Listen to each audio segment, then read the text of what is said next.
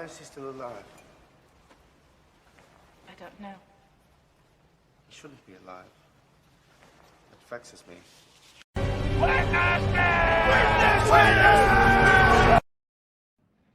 So let it be written. So let it be done. Good evening. What's Good morning. Oh, hold on, turn on my volume. What's up, everybody? We are here to pimp a comic. And that comic right now is Sentry. And I think our good friend Eric Nienotowski, the man with the hairy arms. No, that's not Matt Weldon.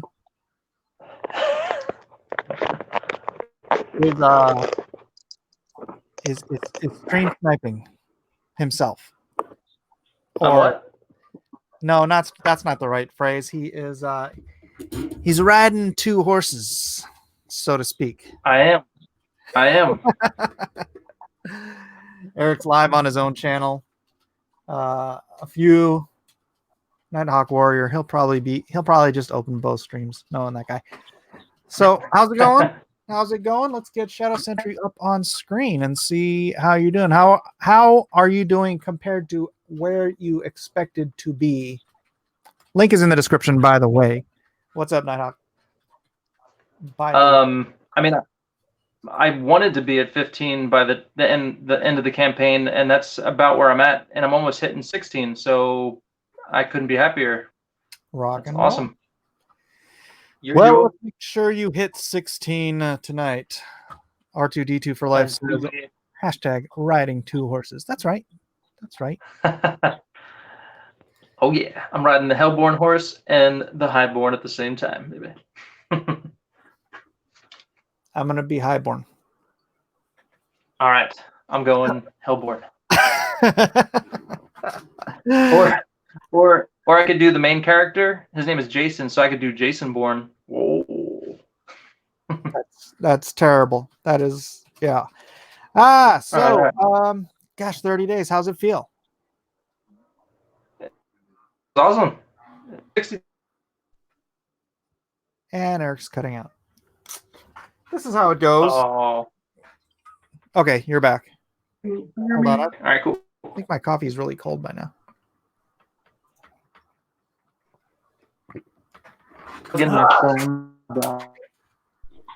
My computer's charged. Your computer's what? Charged. I use my laptop to stream. Because my Mac have any input audio, so I can hear stuff, but it won't pick up my voice. Well, regardless, Macs are terrible for streaming. I don't know why. But yeah, my MacBook was a pile of crap when I was trying to stream it. So anyways, like and share. Yeah, my MacBook. Hold on. Let me get this viewed on YouTube so I can myself do some liking and some sharing. All right. Sharing to tweeters. Oh.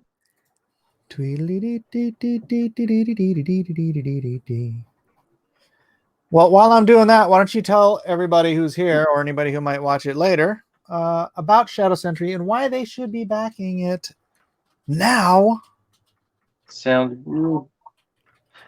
Can you still hear me? Yeah. Okay, good. My other stream crashed, so. Of course it did. But it's all good. So Shadow Baby, it's my superhero team book, and any derivatives. Basically, hell is our death's door and infiltrate our realm. They're, if you want to call it, or the evil one back from the other side. Okay, you're like super robo, dude. I don't know if it's your fault or my fault, but you are hella super robo. So do you want to try back out and come in through your computer? Yes. Yeah, let me do that. All right. Do it now. All right. So I also dropped the link into the regular location. So if a couple other people show up, then hey, it'll be a party. It'll be a party. Sorry, my voice is like kind of dragged out because I live stream like all day today. P Money says, and don't forget, Mike says Lone Star campaign may be coming down soon. Oh, it is. It is. So don't miss out.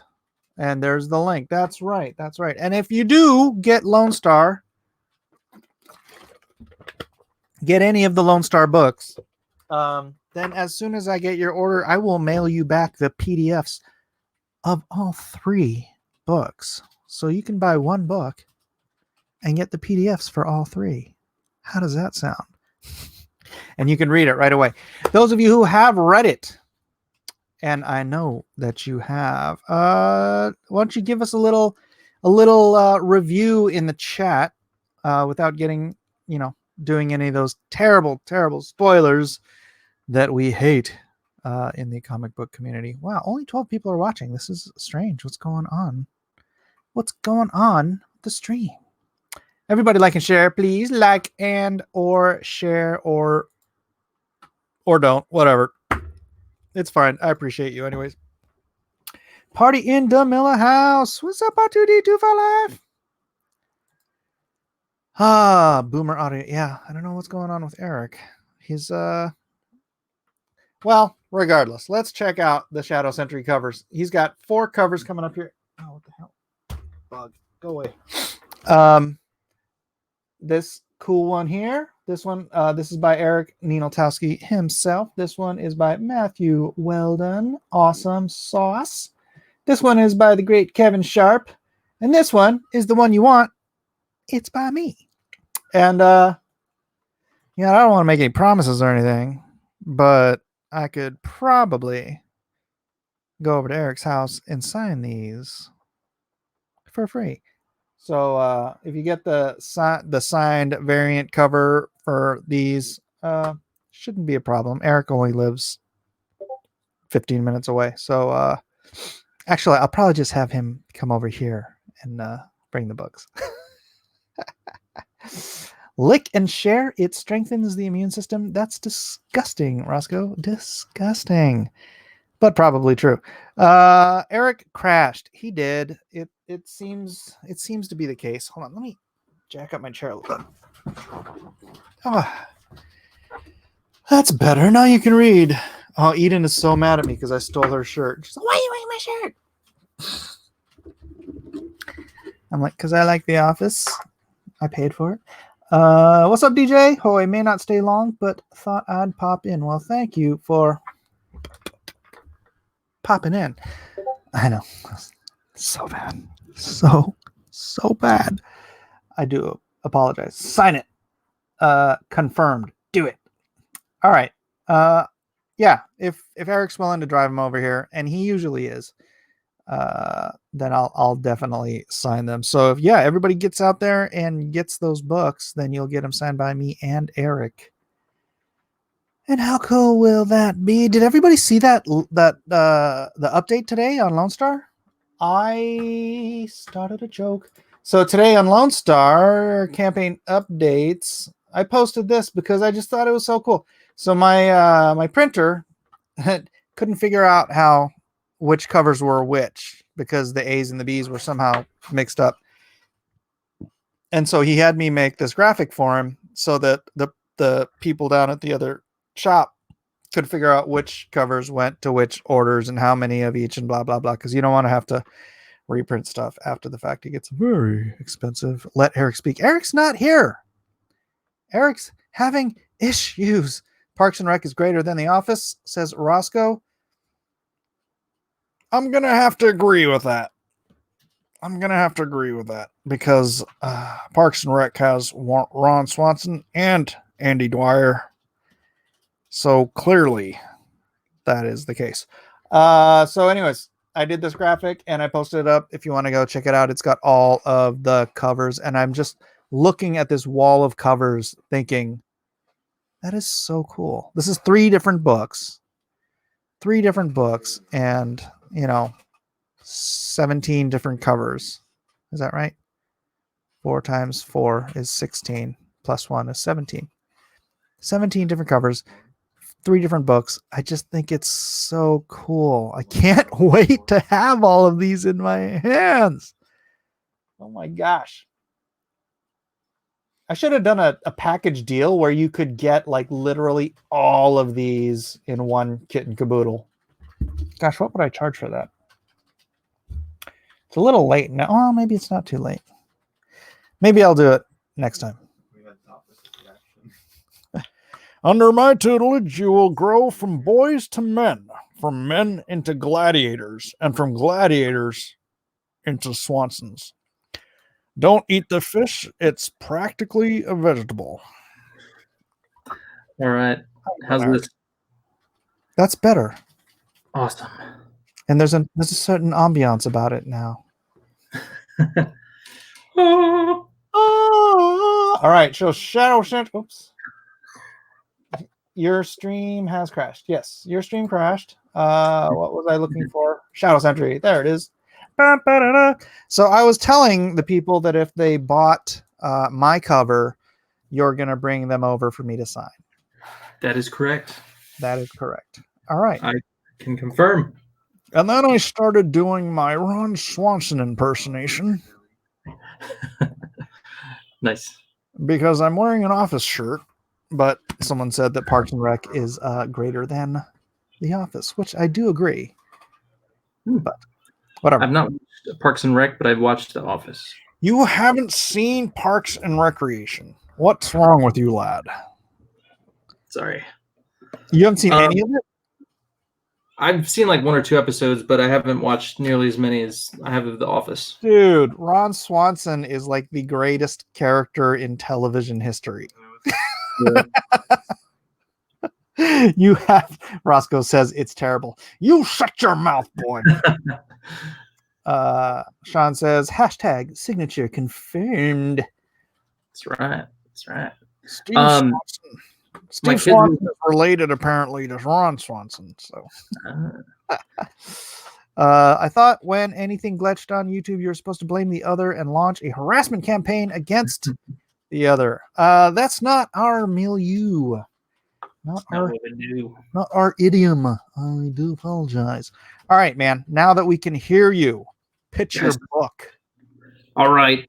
So start from the top. So it's an X-Men meets the Matrix superhero team book with a supernatural twist.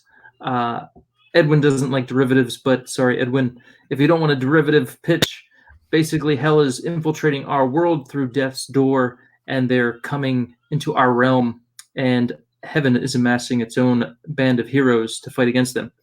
So basically the idea is these guys have near-death experiences. They flatline, but then when they bring them back to life, they've gone into their side, the other realm, heaven or hell, and they come back with these powers.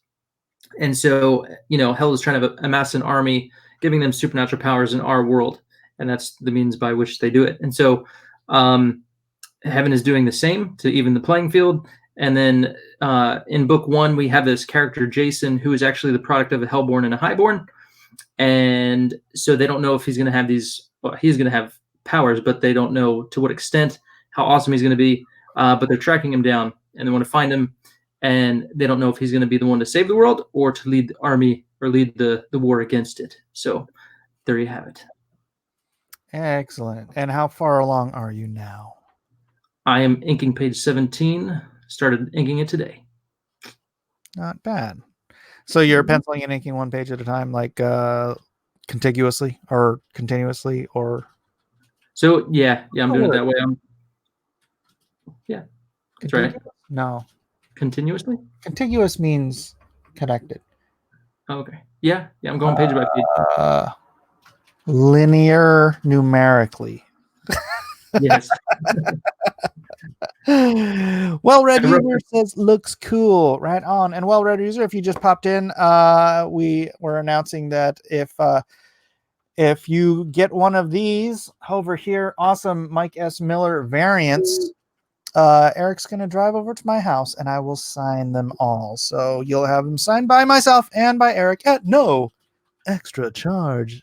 It's a grueling drive too, guys. Terrible. I'll do it. He's got to slap a mask on his face, drive about 15 minutes. Maybe 20, I 25. got to get over to Oli's because he's got some prints I have to ship out. He ordered some metal prints. Oh, we have another special guest. Not my cousin. Travis Miller. What's up, Trav? Hey guys, how you doing? It's the first time I've seen you outside of a Comic-Con. Right? Even though I'm not outside anywhere, we're not allowed to be outside. You are now inside. Ladies and gentlemen, Travis has let me get it up there. What was the name of the book again? The Last Patrol. The Last Patrol. Yeah. Indigo go. All right, I'm gonna pop this up here. We're gonna Indigo take going. a moment's respite from Eric, so that We could never. Travis. We don't need it, man. Travis, introduce yourself. Tell us why you're doing this book, and then tell us how awesome it is. While I put the link in the description. Okay. Well, my name is Travis Miller.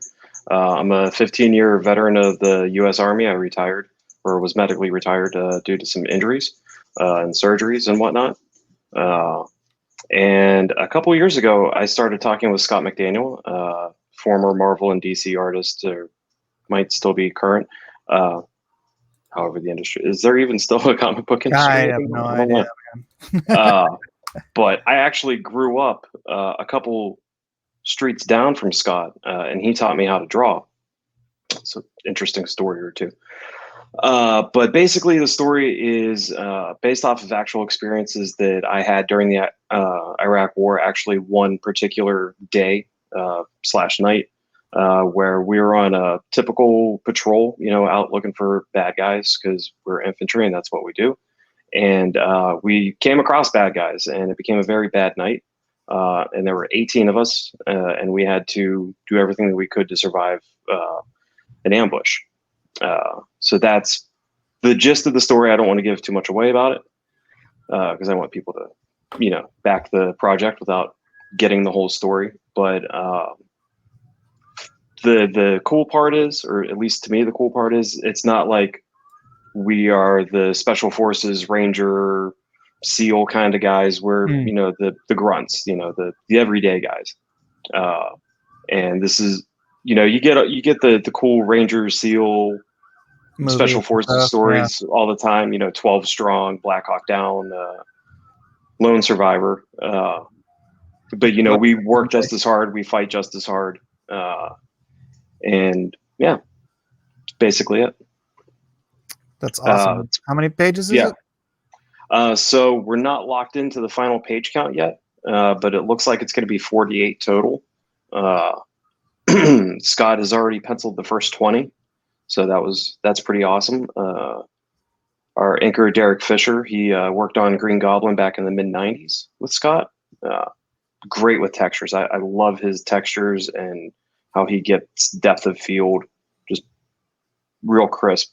Yeah, and Scott's freaking legend, man.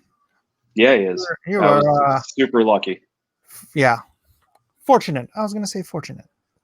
Well, fortunate, lucky. Yeah, he's an awesome guy. He's awesome to work with, especially because I haven't done a whole lot in the industry, so he's kind of shepherding me, mentoring me along.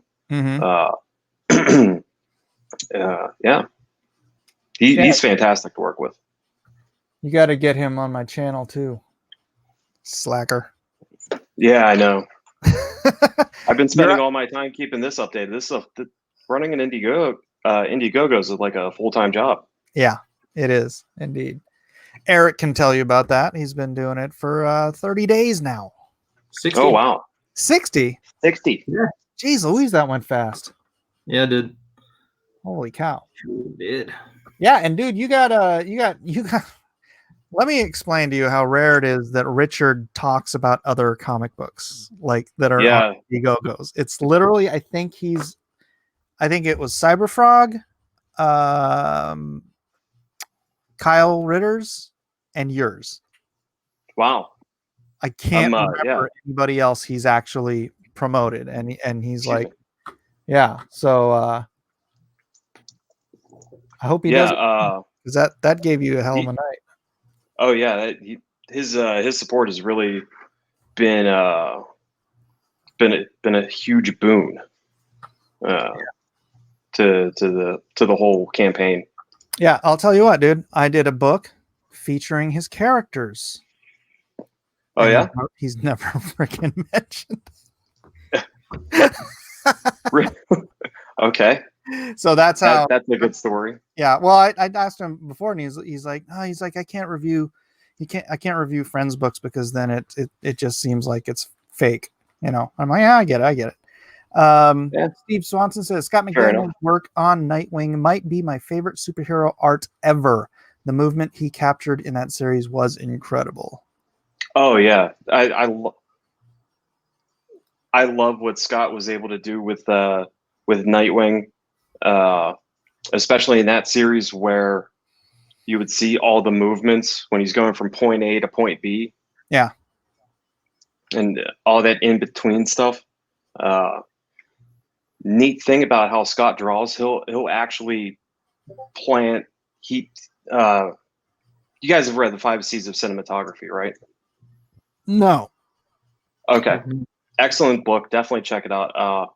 But he plans everything along what in the 5 C's of Cinematography is known as the axis of action. Mm-hmm. And so he'll draw the whole scene top down with the axis and then plan everything from that. It's really cool. And he's a workhorse. So Yeah. What else is he working on right now? He's got his just black finishing- box, his book's black box, right? that's the company. They Oh. working on a book called IT. The first time I saw it, I thought it was it, and I'm like, okay, cool. I like scary clowns, but I'm not. I know he's just wrapping up a project. Mm-hmm. I don't know if he's ready to talk about it yet. And then this has been in the works for a while. I actually wrote the first draft of this, I think, in like 2012.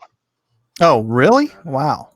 Well, I've had a couple of, little hiccups along the way, like, being active duty in the Army, being stationed in Korea, working in advertising, which, is like 70 hours a week and steals your soul. And growing your hair, because I've never seen you with this length of hair, hippie.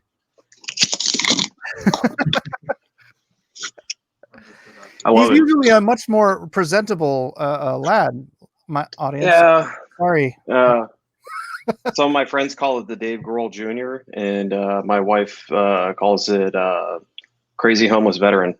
Yeah, that's Obviously not homeless or crazy, but but it's the look you're going for. right, yeah. Brad Ashworth says 5 C's of Cinematography is an awesome book. I need to check it out.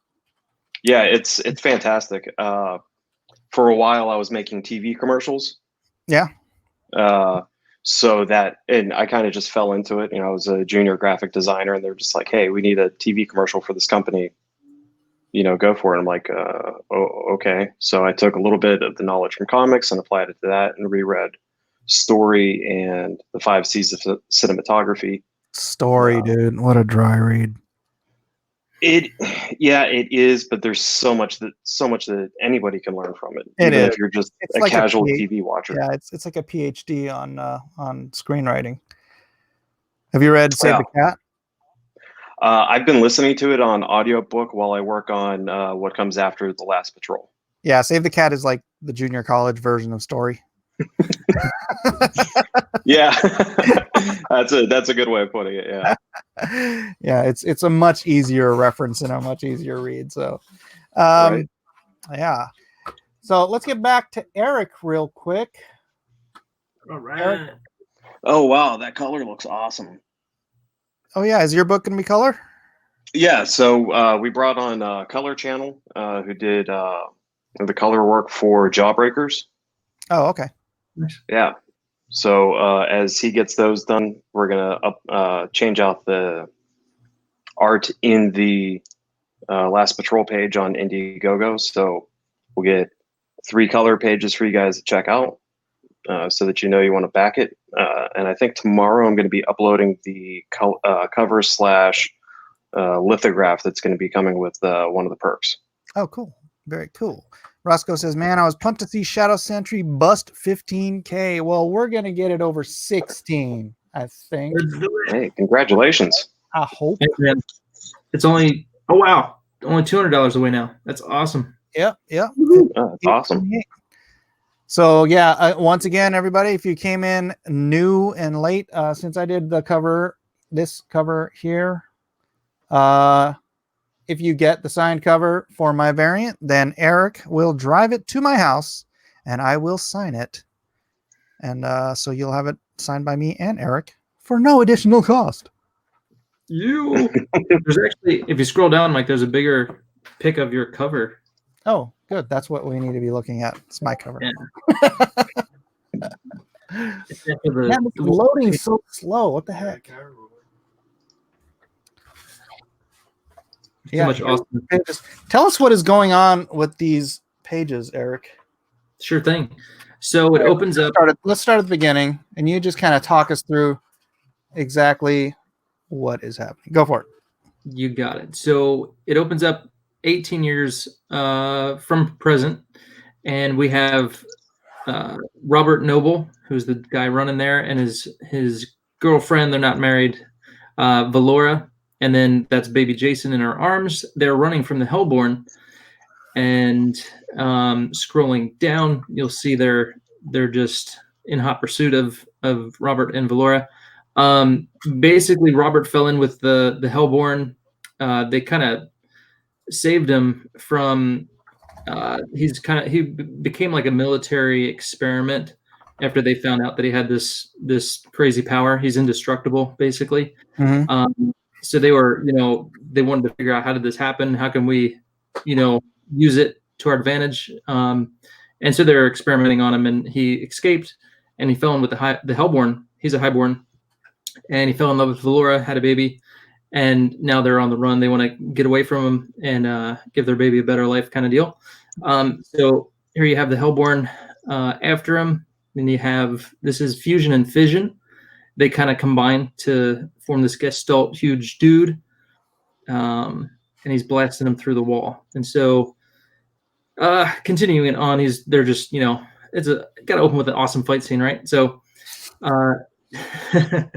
they're going at it, and then you have, this is Vengeant here, big shot of Vengeant. He's one of the main Hellborn guys. He absorbs like any rage, any anger you have when you're fighting him, just basically absorbs it and puts it right back on you.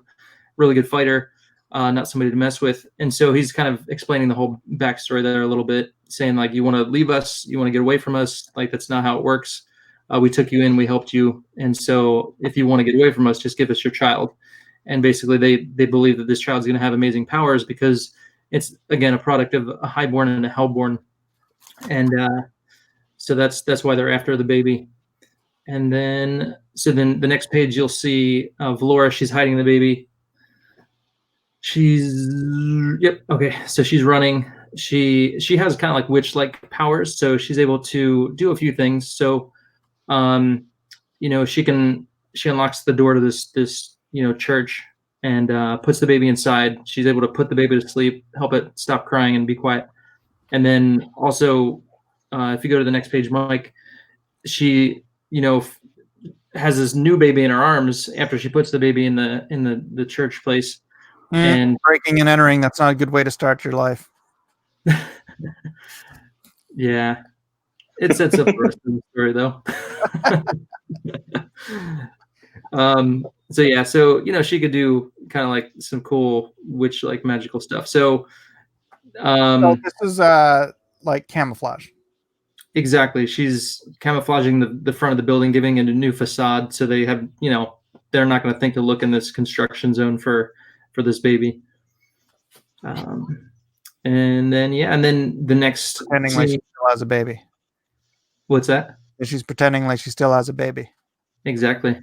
So she, forms a new baby, and it's just all, She's so deceitful. This one. She is. so then kind of, leaving it a bit open, you don't know what happens, but there's this huge explosion, and Ember and Torture come back, and all they have is the rag or the cloth that the baby is in, and Valora and the baby are believed to be dead. So, and then of course, Noble, he thinks his son is dead, and then we cut, back to present day. That picks up the story. Jason, present day, who's been an orphan all of his life, been in and out of homes, detention centers, etc. So he's got some issues, and we pick up there. I have a question. Shoot. What's the deal with the chair and the cables? I can't tell you. I'm giving too much away. It's So there's a reason for it. It's not just something. Yeah. Here. I'll say it feeds him, if you will. So where do those cables go exactly? I'm not telling you, man. All right, cool. And there's the awesome Matthew Weldon cover, which is almost as awesome as my cover, but yeah, not quite. Then there's Kevin Sharp cover. Everybody loves Kevin. Where's Kevin? He should be in here pimping your book too. Yeah. And his own. 16.2K stretch goal, COVID-19 added. Didn't I already get that? Like in January? Did you? I kind of think I did. Yeah, my wife thinks we all got it like in December, January. Like there was some weird sickness went all the way through the house, and I was like, what the heck? Yeah. Was it respiratory? I don't remember. Everybody was coughing a lot. Yes, so it was respiratory. Yeah. Some people describe it as like the flu, but like a weird case of the flu. Yeah. It kind of hit everybody a little bit different. And for me, it was just I was just knocked out, like exhausted for a day. And then but everybody got something. And it's kind of like this thing where everybody gets something a little different, right? Yeah.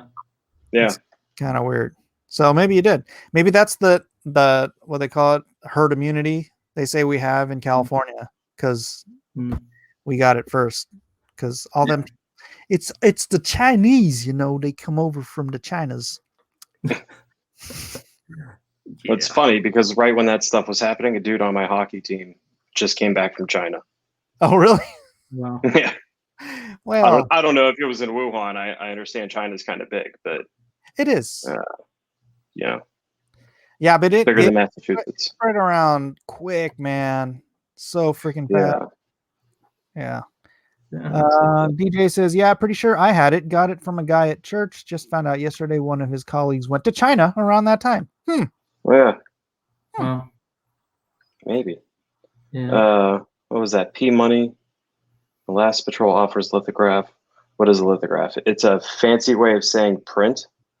It used to actually be made from different layers of stones, where they would redraw the art with a grease pencil, and then the ink would stick to it, and they would use a stone to print it. But now we just do things with digital printers. Oh, and then we just call them lithographs because it sounds fancy. It sounds way cooler. Yeah, it's just like you can get a giclée print, which is a fancy word for inkjet.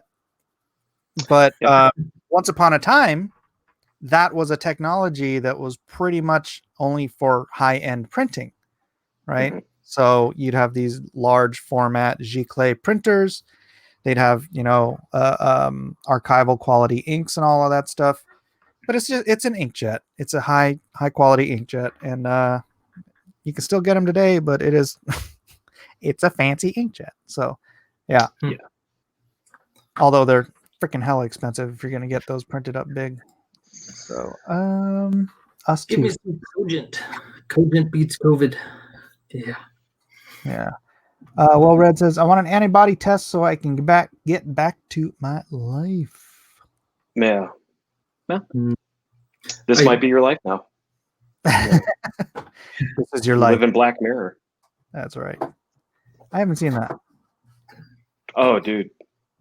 Black Mirror is awesome. What is it? Think of it like a modern Twilight Zone that's not a remake of the Twilight Zone. Like it's an anthology series. It's like better than The Outer Limits. Not as good as the Twilight Zone, but better than The Outer Limits. So but better than Amazing Fantasy, which Amazing I was watching on. Awesome. Yeah, I think that's the lens of nostalgia talking. Is it? Yeah, I just remember but with the car and the toys. You remember that part? the theme song. I remember the theme song the most. Well, Mark Hamill was a kid. He was a kid, and then some wizard or something came and told him, "Save all your toys," and blah blah blah. And so he became this bum. Like he's 80 years old and he's got all of his toys in this beautiful 1930s sports car, and that's like all he has in his life is like his beautiful car and his beautiful toys. And then the wizard comes back and he's like, "What'd you say? I wasted my whole life just holding on to the stuff." And he's like, "Oh, but now you can sell them." It's like, oh, so he became up. Yeah, so all of his toys were worth like a mint, and it's like now he's this hella old dude with lots of money because he sold his toys from his youth. Should have just got a job, but he became us. Okay, so yeah, all right. He did. So it's kind of like that. Like, it was one episode of Black Mirror that I really like has Bryce Dallas Howard. Mm-hmm. Yeah, and One of those cute redhead, and the whole society is based around likes and shares and rating people through your phone. The episode I think is called Nosedive. It's just life. And she pisses somebody off and they start dinging her on her likes or her rating, right? Like her 5-star rating. And then just like her life crashes. She can't rent a car. She can't take a flight. She's supposed to, and like the whole thing spirals out of control and she just realizes it's this weird mental trap, and it's really good. Dude, that's China. Yeah, or Massachusetts. They're implementing that. Might be the same thing. Social credit score. They must have seen that episode and they're like, "This is a good idea. I like it." Yeah, and and social credit score I think is going to be like my actual credit score. So yeah, let's not cross that particular line. Young whippersnappers. So, okay, I've shown you guys this stuff. I want to show what I did today. Ooh. So this is page 2, Lone Star 3. Ooh. Ooh. Oh, and only you guys can see it because I don't have it on the screen. Wait. No, that's me. Why is it not showing up? Oh, hold on. Yeah. So everybody check out what Mike did today. It was for my book. It's so cool. That's smart guy. All right, there we go. Hide this. So this is Mind of the Monster. This is the story of the first half of the book. First 23 pages is the origin story of my villain.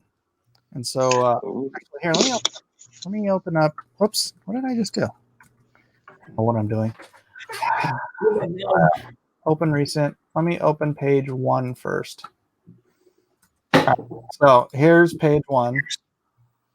Just do top and bottom here. Ooh. Another baby. We got the baby. She'll have baby with vampire, which is not a good idea. I don't recommend because yeah. Is it biting her? No, it somebody came up with the idea that it actually poisons the mother because she dies. So that's kind of babies likes killing women. What's going on? So my vampire lore is that vampire females are actually sterile, and so in order to have children, a male vampire has to impregnate a mortal human. But the birthing process kills the mother. So not pleasant, but he wants to be a dad. So this is what happens. So yeah, he dies or she dies, and then he goes to the next walking the bachelor's page, and this is him when he's about I don't know, 4 or 5 years old. And he's out there playing with another boy before the sun comes up, before breakfast. And the kid trips, hits his head, and then he goes, "Are you okay? You're bleeding." And so dad comes out and says, "Kids, it is breakfast time." "What are you doing, Svarog? You can't kill all the neighbor kids. It's no good." So they feed the kid to the pigs to get rid of the body because, So Call woo.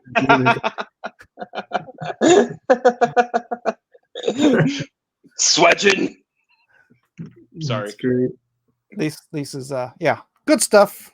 Good family friendly entertainment. Yeah, I like it. I mean, it's the circle of life. The kid, That's right. the pigs eat the kid. I eat the pigs. That's right. Make another kid. We made this point earlier today. Someone was like, "So if you eat a pig that ate a dude, does that make you a cannibal?"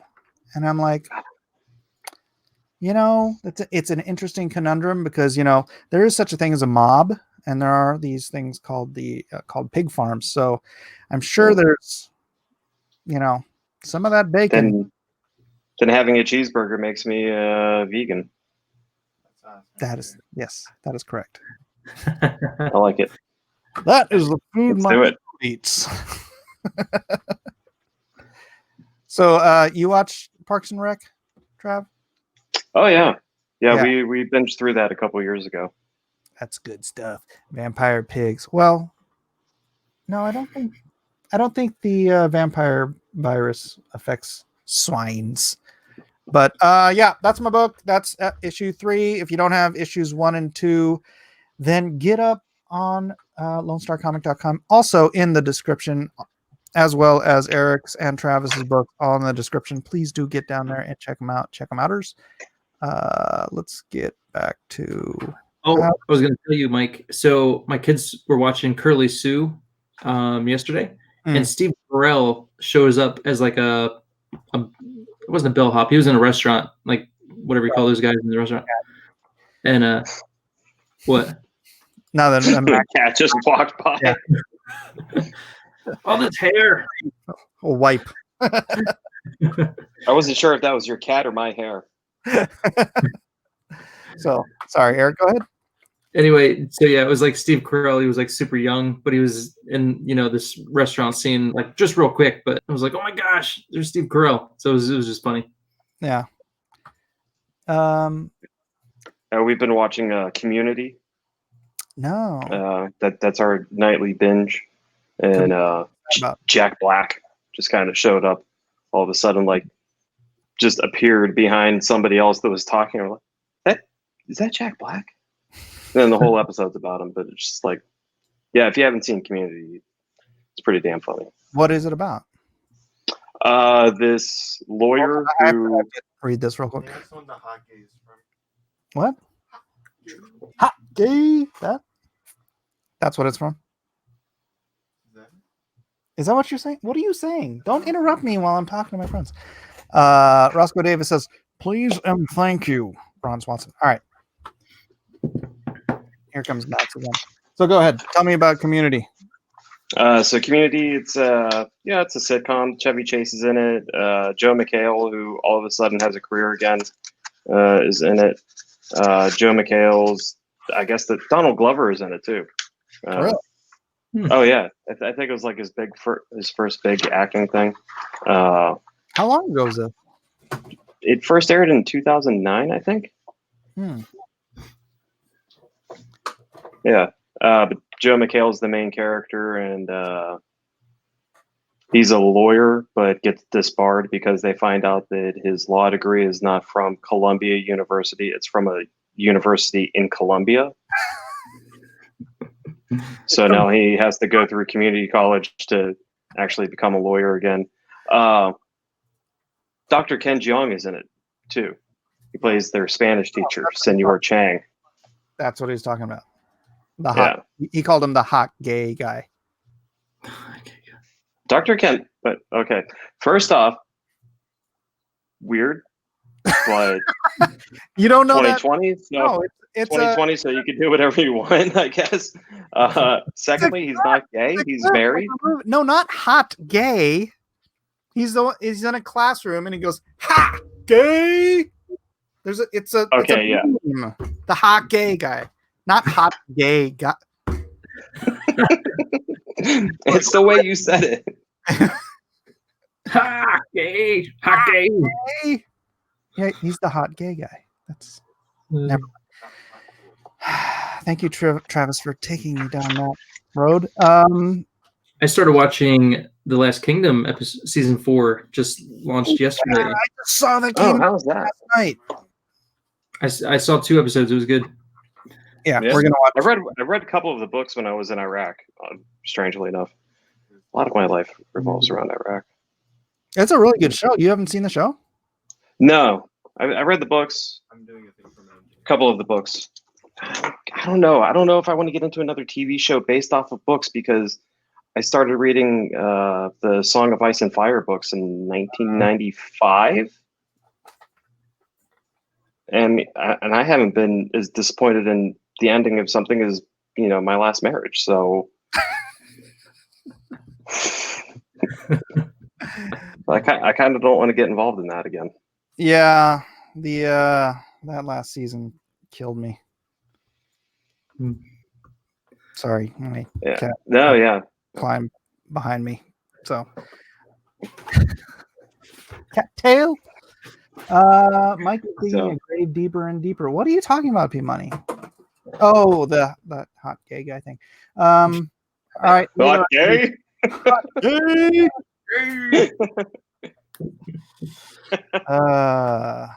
Mac, why are you sitting behind me? My cat has decided he likes to sit behind me all of a sudden. And no, The chair changed. The chair changed. Like on your chair. He's like right. And then today he was like behind me and his foot was in my so I was pulling on his foot. I'm like, get your foot out of my butt. And he freaking bites my arm like that chick from Twitter or Twitch or whatever. I'm like, dude, I don't know what's going on. Anyways, this is I need a moment. No, forget it. It's too late. Eric. Yes. Dude, you have to be high energy, man. You got to sell your book. I'm ready for it to go. Okay. So now it's low energy, Eric. It's low. Eric with the low energy. I've got a 1-month-old. It's my excuse. So then you I should like to sleep, so that's mine. Right now. Well, we've been going to bed at 12, so, but just depends on when I wake up. See, I'm an early riser. That's why I can't have kids. Kids wake up earlier than we do. Fauda on Netflix. Foreign but really good. Just really intense. We just finished Ozark season 3 last night. Is that any good? I mean, I see the trailers for it. I have no desire. It's like did you like what's the thing with Heisenberg and Breaking Bad? Oh yeah. Okay, this is like Breaking Bad meets, I don't know, a more domesticated, like Married with Children or something. It's not like funny, but like you have a family and they're, I don't know, it's like Breaking Bad, but everybody's not horrible. Like everybody in Breaking Bad is a horrible human being. These are like basically good people who are in a freaking messed up situation. Curious 2A says, cat gay? Once the producers ran out George R.R. Martin's story to pull from. They were exposed as the hacks they were. Yeah. Yeah. It's the most expensive fan fiction ever made. Yeah, and we spent about a year complaining about it, so we just kind of let it slide now. There's actually a channel, Order the Green Hand, that I'm on, here and there, but I don't know. She said she's not even going to read the next book now for some reason, which I can't fathom, because I seeing what a train wreck of it makes me want to read the next book more. Yeah. How's he going to fix it? Well, I think they diverged quite a bit from what Martin had planned, because like the whole siege of Winterfell with Stannis, and that Stannis is my favorite character in the books. Really? Because he's the only one. Oh yeah, he's the only one that makes any sense. Yeah, but he's a prick. Yeah, most good military commanders usually are. Yeah. All right. Good point. I mean, I was. I'm still a prick. But not to toot my own horn, but yeah. But That's not what tooting your horn is, but let's move past that. Anti-white propaganda, says Updog, and I'm not entirely sure what he's talking about. it's a good question. Yeah, Updog, why don't you go ahead and clue us in to what you mean by that?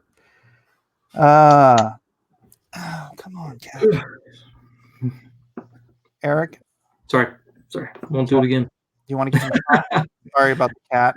The fur.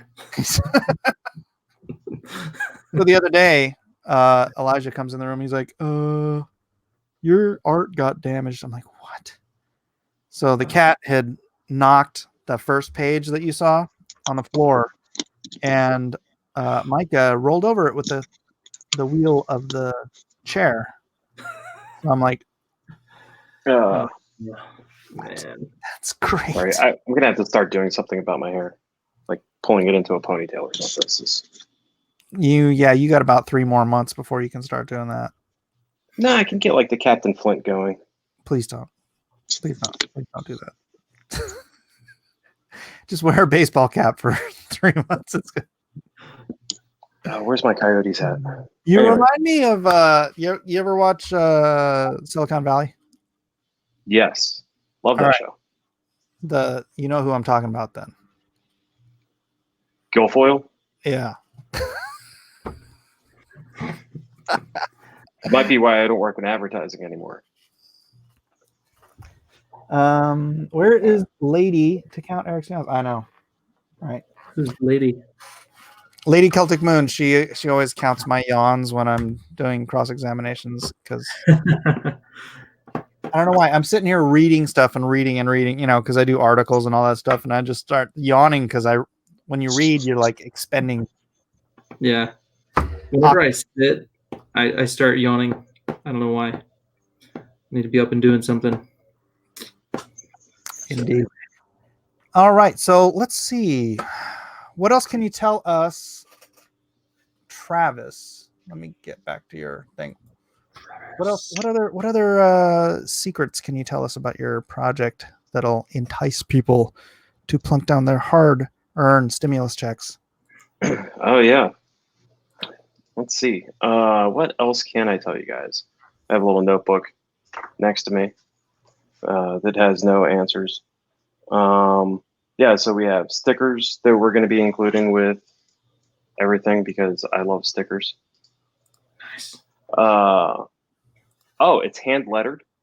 It's not digitally edited or lettered. It's hand lettered by Rick Parker, former Marvel alum who did drew Beavis and Butthead for Marvel, and the Bossman strip that used to be in the editor's page. And I think Rick worked on like just about everything at Marvel as a letterer. So that's really cool. So if somebody's brave enough to get one of the perks of an original art page, not only will it be penciled by Scott and inked by Derek, but also hand lettered by Rick Parker. So that's pretty cool. That's freaking rad, dude. I miss Right. hand lettered stuff so much. But Well, I'm an old school comics guy. You know, I grew up going to 7-Eleven to get comics. yeah, same here. So So that was the- a big thing for me. the Thwabang. So does he like draw it and then paste it right on the page?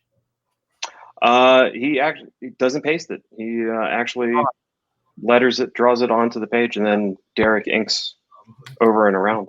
Yeah, I so see. it's penciled, then it's sent to the letterer. The letterer does all the lettering, and then it's blocked out. And then the inker just inks around it. So Yeah. I love hand lettered stuff, man. It's cool. It just it's so much nicer. You know, I mean, not that there's anything wrong with the digital letter stuff. You know, that stuff's still, you know, really cool. Just for a lot of it, I was trying to get like a Sergeant Rock, the Nam kind of feel, because I remember getting, you know, going to flea markets and just getting stacks of Sergeant Rock comics and the Nam, and I really wanted to do like a straight up war comic like that. Yeah. Have you hit up the like the G.I. Joe like groups and stuff in on Facebook? I haven't. I've thought about it. Yeah, it might be a good like-minded. Yeah, I'd honestly, I would love to get Larry Hama to write a blurb about you know, doing war comics. Mhm. Larry, I grew up on, you know, his comics, G.I. Joe, Transformers. His Wolverine stuff was the best. Yeah, I don't know the Absolutely. guy. I mean, hands down.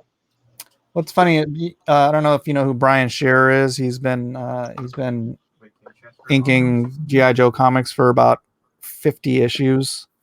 Oh yeah. Working with Larry Hama, and like every time they get introduced at a con at a panel together, Larry Hama never remembers who he is. It's like every single time. It's like we've been My working absolute together for years. My absolute favorite comic is the silent issue of G.I. Joe with Snake Eyes and Storm Shadow. Yeah. And it was not meant to be a silent issue. Oh, really? Yeah, they were just running way behind on deadline. They didn't have time to letter it. So they just passed over, you know. It's like, you know, comics up until recently were very assembly line. Mm-hmm. It's like when McDonald's messes up your order and they just skip right over no pickles right out the door. That's funny. But I never even heard that before. yeah. Yeah. So hand letters. I was at a Devil's Due. I had a great idea for a Snake Eye story, but anyways, I would love to write G.I. Joe. I think I would make it a little too militaristic. Hmm. You know, Larry did a great job of that with the comics, and he actually wrote the blurbs on the backs of the G.I. Joe figures that you would buy back at, you know, Hills and Kmart and all that. So he like actually came up with all the, you know, backstories for all these guys, but I'd love to write it and make it more militaristic than what it has been over the last while. Mm-hmm. But, you know, that's just me. No, I think it'd be great to go to a more foundational storytelling instead of, I don't know what the hell they've been doing with it lately. I mean, the last I heard they were, you know, introducing trans characters or something, and that's all I hear about G.I. Joe anymore. So yeah, I mean, they have a great base for, you know, a rabid fan base. So why, you know, sit there and go, we don't care about you guys. You're going to buy it regardless. G.I. Joe, right? Here's whatever, you know, we come up with. But and then they don't because it's stupid. Roscoe says only 2 hours. Get in there and back Shadow Sentry. Yeah. There you go, Eric. What's Shadow Sentry on? Is it on Kickstarter or Indiegogo? Indiegogo. Indiegogo. Indiegogo, it is at 5th. Well, let's refresh and see if it's moving. 15,888. You are $112 away from 16K. That's awesome. Thank you guys. See if I can spell Sentry right. Shadow Sentry. It's the Book link. 1 Into the Eternal. That's it. All right. Yeah. Let's Travis. see, select perk. I had a question about your book. Absolutely. So, because the story is based on real life events, was it something you wrote down like kind of as soon as it happened because it was just so, impactful to you, or was it kind of like you recalled it later on and kind of had to relive it type of deal? How did you go about writing the story? So it's something that I kind of live with every day. And not a lot of people see it, but I was slightly wounded that night. I took some shrapnel to my face. You can't really see it now, but it's not something that I ever would really forget. And it is based off an actual event. I did some fictionalizing of the story, so I wrote myself out of it. Just it changed a lot of people's names because some people, in hindsight, I didn't want to show in a negative light or too positive a light, and I wrote myself out of it because I didn't want to look as though it's all about me and what a big damn hero I am and all that. Because I'm not. I'm just a guy that was there, doing, essentially what I had to do. So yeah, it's a fine line to walk when you're writing something that's true and you don't want to make it too true, and then you don't want to make it too false. You know what I'm saying? Yeah. Yeah. Kind of interesting. I just watched the Lone Survivor on Saturday, I think, while I was working. I just put it on again. And, man, like just what a crazy, thing that happened there. And gosh, yeah, like they did a really good job, I think, with the movie. Just, throwing themselves off the cliff and everything, like that really happened. yeah. And Peter Berg is such an underrated writer and director. It's kind of sad because he did Battleship. I don't remember hating Battleship. I didn't hate it. I didn't, it's not a movie I'm going to go back and rewatch, but it wasn't bad. I mean, it was, it was one of those. Why it was a movie. Why are you making this movies? Right? Yeah. Yeah, I think it was some Hasbro deal. Like, yeah, you get to make a G.I. Joe movie, but at the same time, you have to make a movie about Battleship. And you're like, yeah, right. Yeah, you can do Transformers, okay. but you also have to do Monopoly. Yeah. Wait, what? I like the actor in it. Is it Tyler Kish, whatever? The guy who's in Tyler Kitsch. Yeah, he's awesome. I like him. Yeah. Did you get to see American Assassin? No, I didn't see that. Yeah. It's got him, a younger version of him that's not actually him, and Michael Keaton. I'll watch anything that has Michael Keaton in it. I don't care. Except Batman. No, I love him as Batman. I'd love to see him as Batman Beyond. I'm like the only comic book guy who hated Michael Keaton as Batman. I just Have you seen Big Trouble in Little China yet, Mike? Oh, you have to judge it at the time that it was made. No. Here's funny thing though. So I was going through this bin of crap, right? That is a bit of crap. It is a bin of crap, and just throwing stuff away, and I found. I don't know if I put it back in here or if I put it someplace else. I found James Hongs' phone number from when he gave it to me, like in 1995 or something like that.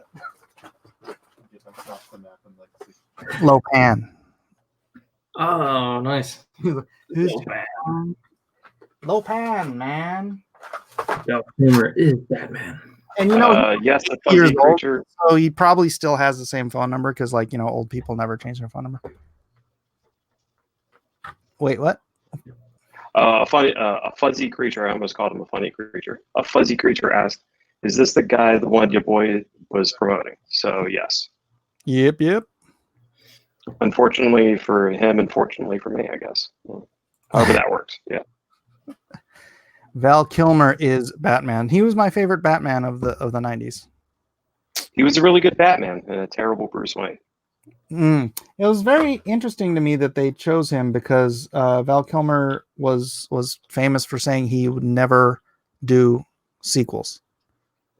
So it's like, so you're gonna get a guy who's gonna be a one-off for a series of movies. I was like, yeah. Oh, Wait, speaking of sequels, did Top Gun 2 ever come out?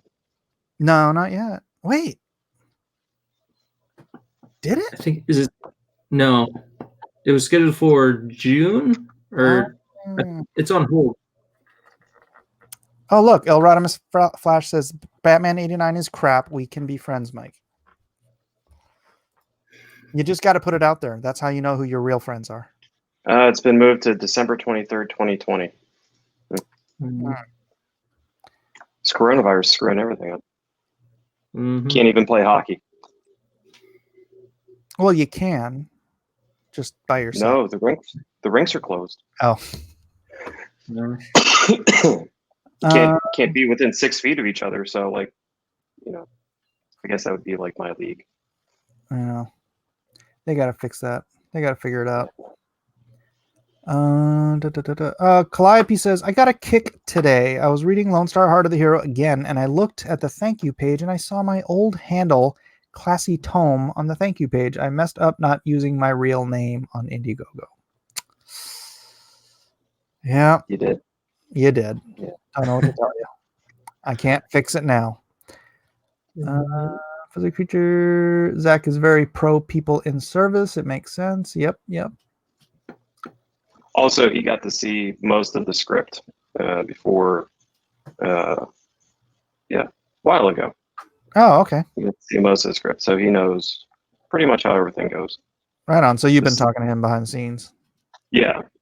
I've known your boy Zach for a few years now. Oh, okay, cool. Well, before the Comicsgate thing started. Yeah, I just knew him like tangentially in some of those the private groups and on Facebook and stuff. I've never talked to him except for through DM. I don't think we've ever been on screen together. So it's always Really? Yeah. Interesting. Huh. Mercy Bucket says that's okay. I'm a goalie. Go Bruins. No response. Okay. All right. Laughing myself. Oopsie, hide the secret. Yeah. All right. Eric, let's check you out. See if you've moved. Oh, Awesome. $84 away. 84 bucks away. Come on, people. You can do watch the video. Do you want to? Can we watch the video? Can we do that? Yeah. Hold on. I got to remove it and then bring it back in with audio. Share screen. Chrome tab.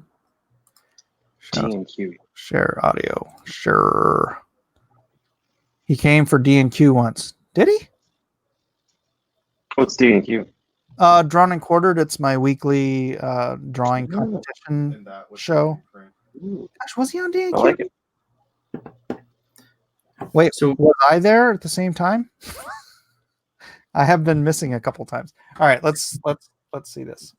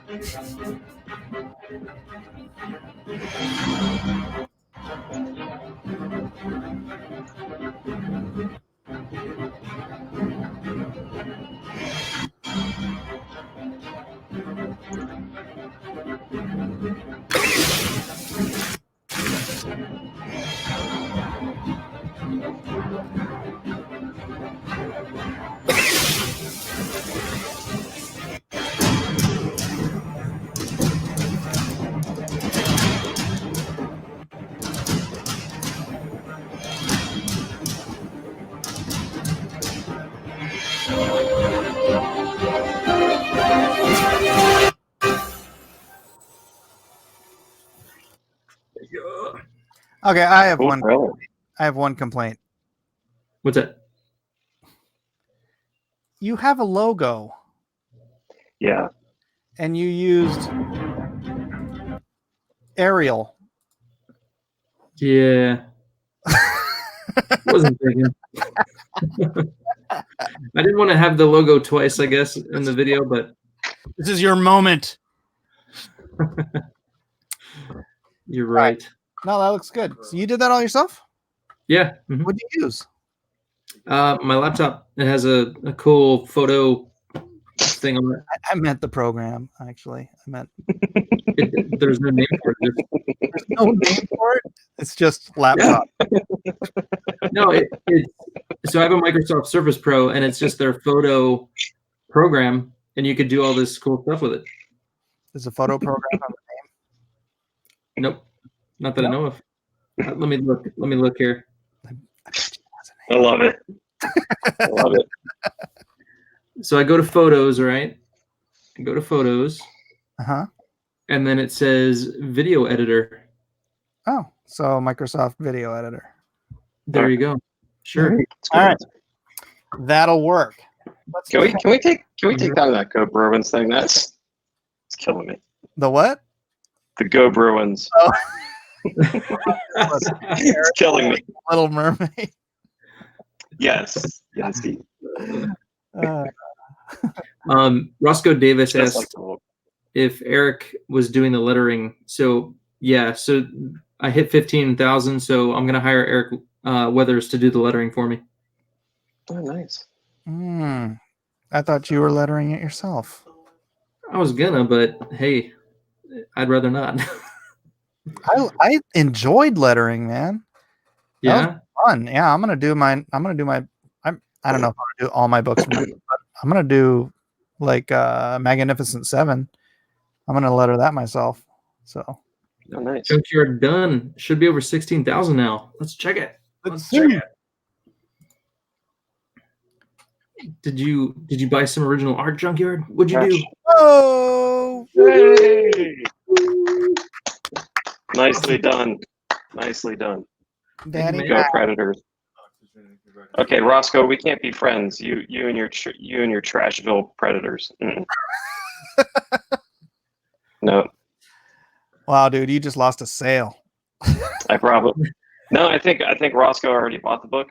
I'm gonna go and check before. Gonna go and check real quick. The Head power. to the locked position. What is the power of two Erics? Oh, Eric and Eric. All right. Letter it yourself, dude. Come on. I enjoyed it. It was fun until I had you Showing you complaining about it and other people complaining like, "Oh, you didn't do that right." So it's like, well, fine. I'll get somebody else to do it, man. You gotta learn. You gotta learn. Hey, I did the first 4 pages you see there. I thought I did pretty good until you saw it. Yeah, but you know me. Yeah, I complain about everything. This is I'm true. gonna go in here soon and tear up Scott's artwork. Oh, Just kidding. Let's see. 6260. Come on, people. Come on, people now. Yeah, that's a great job. That's awesome. Right on. Right on. Really? On that, I must leave. Good luck and God bless everybody. Good luck. Well, God bless you too, DJ. See you on the flip side, brother. All right. It's all good. Travis, they are just the Okay. reason I like hockey. First game I ever saw. Okay, fair enough. Fair enough. I've only I'm a Penguins fan. I grew up in Pittsburgh, so Tiger Dad. we won that Stanley Cup. I've seen one hockey game in my life, and it was the Sharks when they were an expansion team. Junkyard got the head stitch cover. Awesome, man. Thank you, bro. Oh, right on. But you got the goals around you. AHL games are fun to watch. I don't know, man. I've seen one hockey game. I've seen one baseball game. I've seen one football game. It was the A's, and it was the Niners. I'm from San Jose, so Oh, yeah. okay, That's that about sucks. it, I think for sport. I think I saw one professional soccer game, and I couldn't tell you who was playing. Guy from Red Bank says, Just the Cow Palace. "Yeah, I think so." Are you from the Bay Area? Yeah. Me? Yeah. Oh no, I grew up in Pittsburgh, and now I live in Phoenix. Oh. I love Phoenix, except it's turning to the time of year where it's How'd 9 you know? million degrees How'd you know it was Cow Palace? because I'm a hockey fan. Oh, okay. Well, No, plus no, your no. campaign says you're from Arizona. No, the hockey game. The hockey game was at the new San Jose Stadium. Oh, Yeah, they built that stadium for the Sharks when they were an expansion team. So I still remember no, not a Penguins fan. I hate the Penguins. they had a logo competition in the San Jose Mercury News for people to design the Sharks logo. So that's how they ended up with that logo. Oh, that explains a lot. Flyers are cool. No, Roscoe, the Flyers are not cool. Although I went to high school with a guy that played for the Flyers, so that was a little weird. Rooting for the dude that played on the team and rooting against the team at the same time. I hope you win, but your team loses. Yeah, well, I hope you score a goal or get a point, but at the same time, I hope your team, all dies. I'm from New Jersey too, and I grew up liking the Flyers. So The Shark Tank. Ooh, Eric Lindros was my fave. So, but guys, I'm gonna get on out of here. Right on, Get Trump. a little around my bedtime. I'm old. I have more gray hair than Mike and Eric. I just shaved my chin, man. I have a big old white patch right in the front here. And yeah, I'm just getting used to it. And all right, hey. Yeah. All right, brother. We'll see you later. Night, guys. Good night. See you, Travis. See ya. Congratulations, Eric. Thank you, man. Appreciate it. There you go. And that was Travis Miller, ladies and gentlemen. No relation that I know of. Philly sucks. It's Jay possible. Philly's the best. Slapshot, the comic book. No, I don't think so. Dave Brown, only flyer worth anything. No, you guys are just talking about stuff I don't even understand. Just saw something I want to watch, says Calliope at night. Indiana Jones 5 versus New Mutants, which is more cursed doom. Which one does everyone here think is more? Huh? I'd have to see him first. Well, they're not out. Indiana Jones 5, is that even filmed yet? Which is more cursed? Oh, which is more cursed? Gosh, that's a good question. Probably New Mutants. It's more cursed. I don't know. I liked it. Did you see the preview for that? I've seen a few, but I don't know. That's the one that's kind of like a horror movie, right? Yeah. The Spirit Bear. Yeah. It was a great comic book, so we'll see. But as far as Indiana Jones 5, I'll go see it regardless because I love Harrison Ford. Even though he can be kind of a knucklehead. He looks like my dad. So I just go. I pretend my dad's still alive and playing Indiana Jones. So let's see. Somebody mentioned what is it? What's the chick with the sword? Ilyana Yeah. Rasputin. Yep. Someone said there's a cool shot of her in there. I didn't see that one. All right. Well, let's look it up then. Let's check it out. Let's look it up. Look it up. Oh, look, we're on the thing. It's us. Dang it. Go to the thing. What was it called? New Mutants. New Mutants. P Money. Do you currently have any Indiegogo comics where there's lettered? I do not personally know. Although he lettered, so this book that I was working on for the past 2 years, maybe, contracted work, he lettered that. So, Yeah, he lettered everything, man. Here, hold on. I got one right here. Jawbreakers. Lettering, Eric Weathers. Yep. Why do you ask? Here's his lettering. nice. What book is that? Jawbreakers. Oh, yeah. Nice. Yeah, he said he's going to do a nice 90s style lettering for me. So I'm like, cool. Let's do it. Let's see. Attitude trailer. Okay, so I can't play the whole thing. And I can't do the sound. But I think what you're looking for is this shot at the end. The little sparkles. Cool. What's that red ring?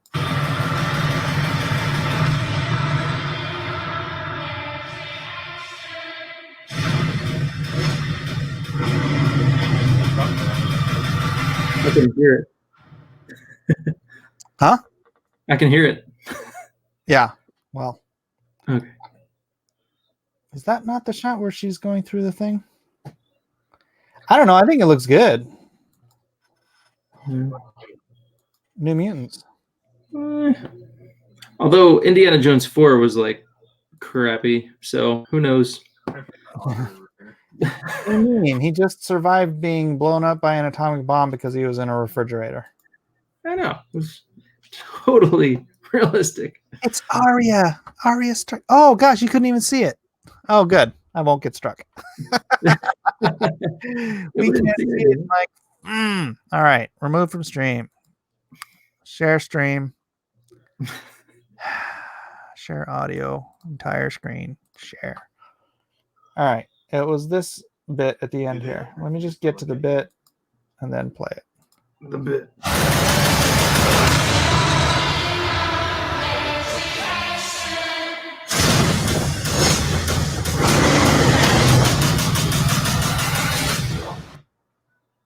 At April.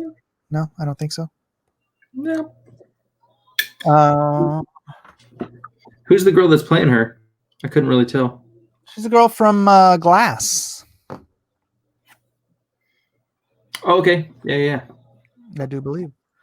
What was the one with the UFO? That was 4. Okay. That was, yeah. That kind of just killed it for me. You want to see Max? Max is right here.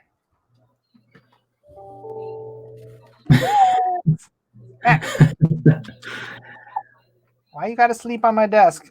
On my art. He's sleeping on my pile of art. Lazy boy. Arya plays Wolfsbane, who is incredibly religious Christian, like Nightcrawler. That's cool. And a werewolf. Yeah. Nightcrawler's Catholic. Very religious Catholic. I want to go see New Mutants partially because I like Maisie Williams. Understandable. Yeah. What are your biggest anticipations moving forward with Shadow Sentry at Eric Neil Tasky Art? Well, first, just getting the first 48 pages done. But after that, just keeping going with the story and having it be an ongoing, continuous story. So what's your process with the writing? Is your script fully completed? No, it's kind of like kind of built into scenes. And so when I get to a section that I need to flesh out and do all the dialogue, I'll do that. But it's, broken down into scenes. The half of the book is like written with dialogue, and then I just have to flesh out the rest. So, and then as far as the second story arc goes, same thing. That's all kind of written with the different scenes, and then I just have to go back in and figure it out, flesh it out. So is none of it scripted yet? Yeah. I mean, I'll put dialogue in there when I think of it, but then I'll, some of it doesn't have any dialogue. It's just, this is how it's going to flow. These are breakdowns, things like that. Everybody has their own. Yeah. I plugged it into the beat sheet though from Save the Cat. And so Boy, doesn't that make life easier? it does. Yeah. Yeah. Hitting your beats and it's good. The book I'm working on now, not mine, the Secret Project, the adaptation, I couldn't really line it up with the beat sheet because it's a novel, and we're gonna try to break it up into 4 parts, and so it's like, I had to take this up to this point in the novel and convert that into its own story, because it has to feel like it's its own complete story arc. But that means I do have a B story, and I have all that stuff, but it's certainly not. Oh, look at this little baby. It's certainly not capable of being converted into that exact. Yeah. But, I work around it because I know that beat sheet pretty well already. So yeah, I mean, it's the same thing with Lone Star. Lone Star is the overarching story, pretty much aligns with the beat sheet, but it is broken up into 3 stories. So Gotcha. Yeah. Disney doesn't care if New Mutants gets released since it was a Fox movie.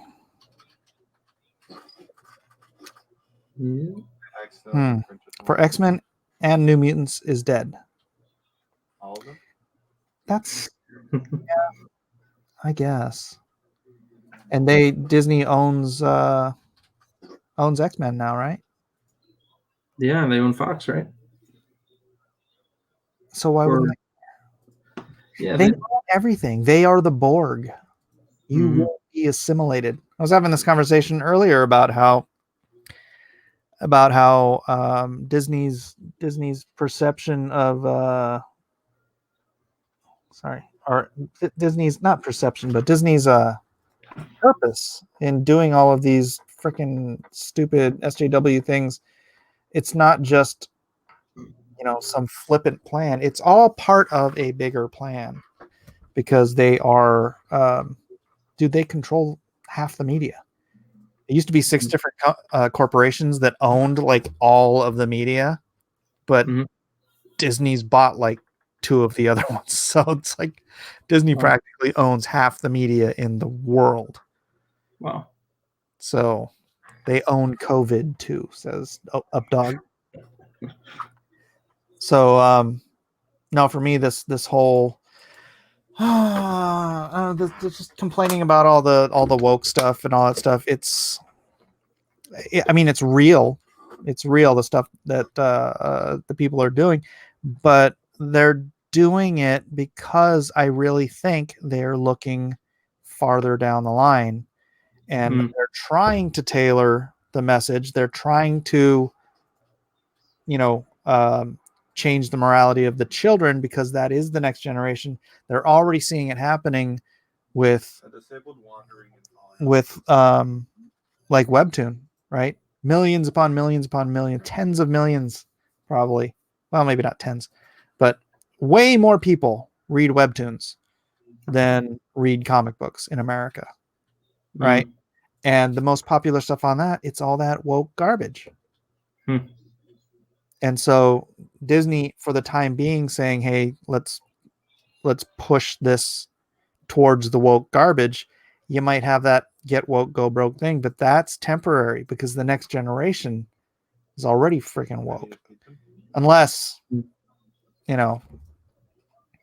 indoctrination is the word you're looking for. That's right. Yeah. Have Eric pitch Shadow Sentry again. The time is right. Do it, Eric. Do it. Do it. All right. So, hell would like nothing more than to infiltrate our world more than it already is. So, Hell is amassing an army through Death's Door. They are, when people have near-death experiences and they go to hell, they send them back with supernatural powers from the other side, and so they could break the laws that govern our world. And so heaven must start amassing its own soldiers. And so there we have the Shadow Sentry, and they are fighting back against the Hellborn. And the first story arc centers around Jason, who is on my cover there. You can kind of see him in the midst of the angels and the demons. And he is the product of a Hellborn and a Highborn who've come together and had a baby. And so he has these. Oh, he's hella high. There you go. Hella high. He's hella highborn. So he's going to have some crazy abilities, and both sides want him. The first pages that you see on the campaign page show his backstory and how he kind of gets lost as a child. And so we come to the present day, and he's 18 years old, and he kind of shows up on the scene, and the Hellborn and the Highborn are kind of both after him. And so they want him on their side because they don't know if he's going to be the one to save the world or lead the war against it. So the first story arc will be book 1 and 2, and that'll center around the backstory of Jason and how that all comes to be. And from there, we just go hog wild and get to bring in other teams, other characters, other powers, and eventually get into the XI Hunters, which is an elite military group sent to hunt down the Hellborn and the Highborn, and also gets into the backstory of Commander Noble, or Robert. He's the guy on the first page. That's Robert. Jason is his son. And so we get into his backstory and all the military stuff, and can't wait for that. That's going to be fun. So there you have it. You know, I don't think I've mentioned this before, but I have a story. Not without all the X-Men stuff, but it was Angels versus Demons fighting over a guy who was empowered after a near-death experience. I actually drew the first 12 pages of it, I think. But then The baby's almost dead. I'm glad you never told me about that story, because if you did, you'd think I stole it. Yeah, I did it. It was just little, like, this black and white, and it was all gray tone. It was black and white, and I don't know why I abandoned it, but yeah, pretty cool. So Awesome. good idea. Thank you, man. Yeah, I wanted to. Mike. Sorry. What were you gonna say?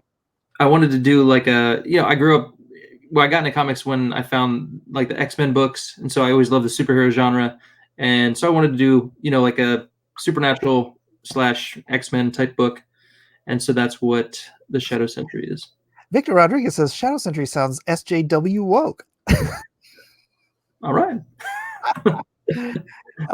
Bianca says, what do Webtoons charge per month? How much are people paying for wokeness? It is free, Bianca, and that's how people get sucked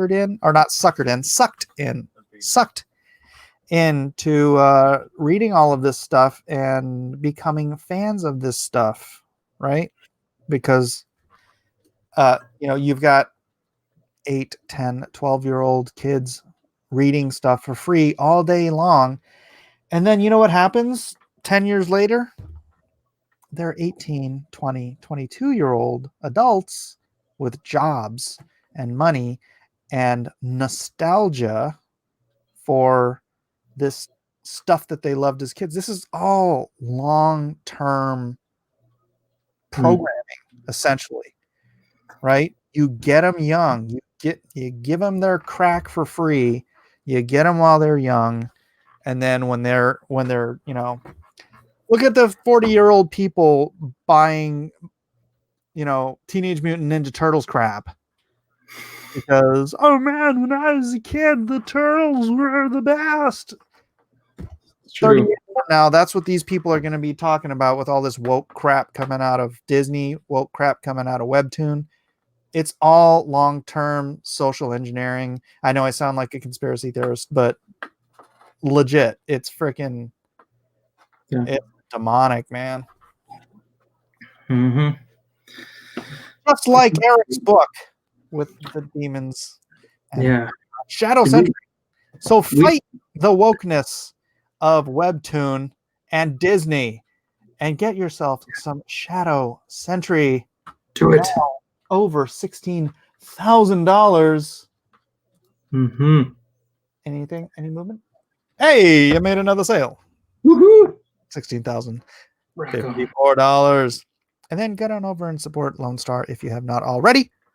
And for those who are new, I want to remind or tell you, if you didn't know, that this beautiful, awesome cover drawn by me will be signed by Eric and me, because I'm going to make him drive a stack of them over to my house and I'll sign them. And so you'll get it signed by both of us at no additional cost. So get in there and get yourself a Mike Miller variant edition. Why is this box empty right here? It will be filled in. I don't know why. I have the copy on my computer. It is filled in. I don't know why I did that. All right. Maybe, you know why? Because the image I wanted to put in there wasn't colored yet, so I had to wait for the colored version. That's why. Gotcha. Baz says, I agree. It's an investment. That's why they keep pushing it despite not maximizing their profits. That's right. That's right. They don't care about get woke, go broke, especially when their version of going broke is $1 billion movies. You know, that friggin' Last Jedi or whatever, it still made $1 billion, didn't it? It's like, Probably. okay, they could have made 1.5 billion. You think Disney's like, oh darn it, we no, this is all they have a freaking agenda, and they're willing to lose money. They're not going to go broke. They're certainly not going to go broke, but they're willing to lose money. The sad thing is companies like, I don't know, IDW or the smaller companies that think this is a viable model for people who have a razor thin profit margin. Because you're not going to be here in 20 years when the dividends start coming in for your, for your woke garbage. Yeah. Mike McMahon says, I am looking forward to this book a lot. Glad I was able to pledge in time. Right on, Mike McMahon. Yeah, man. P Money says, is that superhero going to get sued by you, Eric, for ruining the Sentry title on the cover? He'll be all right. He's one of the highborn, so we'll give him a pass. Yeah, P Money, shut up. You got to start crap, money. Updog says, Gates crippled 500,000 Indian kids when he took control of India's vaccination group and injected them with defective polio vaccines. Is that true? Oh my goodness. 500,000 Indian kids. I have never heard of that. Bianca says, what you will read for free is different from what you are willing to pay for. But yes, it's Marxist brainwashing. It's true. But the thing is, you can sit on there's so many things on Webtoon that you can go all day long looking for stuff to read for free. And then you get alerts to subscriptions and it keeps coming. The stuff just keeps coming and keeps coming because there's people out there all day long publishing crap, and a lot of it's crap. Most of it's crap. But there's also, quality, at least quality looking garbage on there too. And there's good stuff like Kevin Grievous and Ryan Benjamin put Brothers Bond on Webtoon. Fantastic project. I gotta catch up on it. Yeah. And it's just the thing, man. You get these platforms, and somehow every time one of these platforms gets big, it gets just taken over by the woke brigade. And gotta take it back. Yeah, how do we fight that? Making good content. Making Shadow Sentry and Lone Star. Like Shadow Sentry and Lone Star. Where's Lone Star? Lone Star. Check out these 17 beautiful covers on 3 different books that you can get at Lone Star, lonestarcomic.com. Get them now. And keep in mind, if you buy any comic, I will send you the PDFs for all 3 books, including all, not just all 17 covers, but also the black and white ones. So all 21 covers. 18, 19, 20, 21. Yeah. All 21 covers will come with the PDFs. So you can just go buy anything. You can go buy the a single unsigned issue. And as soon as I get that in the mail, I will turn around and I will send you all 3, and you can read them tonight. Tonight. Nick C says, "Stop making me depressed, Mike." Well, here's the thing. The culture war is real. The culture war is real. I think it's deeper and it's more entrenched and it's backed by real freaking, multi-billion-dollar companies. So just getting out there and complaining that you didn't like Star Wars isn't going to do jack squat against the culture war. No offense to anybody who makes their living not liking Star Wars or anything, not liking Marvel, not liking Disney. I mean, dude, Disney is Goliath at this point, and I guess we got to step up and start being David. Mm-hmm. Yeah, it is a spiritual battle too. At the same time, it's like there's forces at work. So. Yep, that's why I do want to get like Lone Star.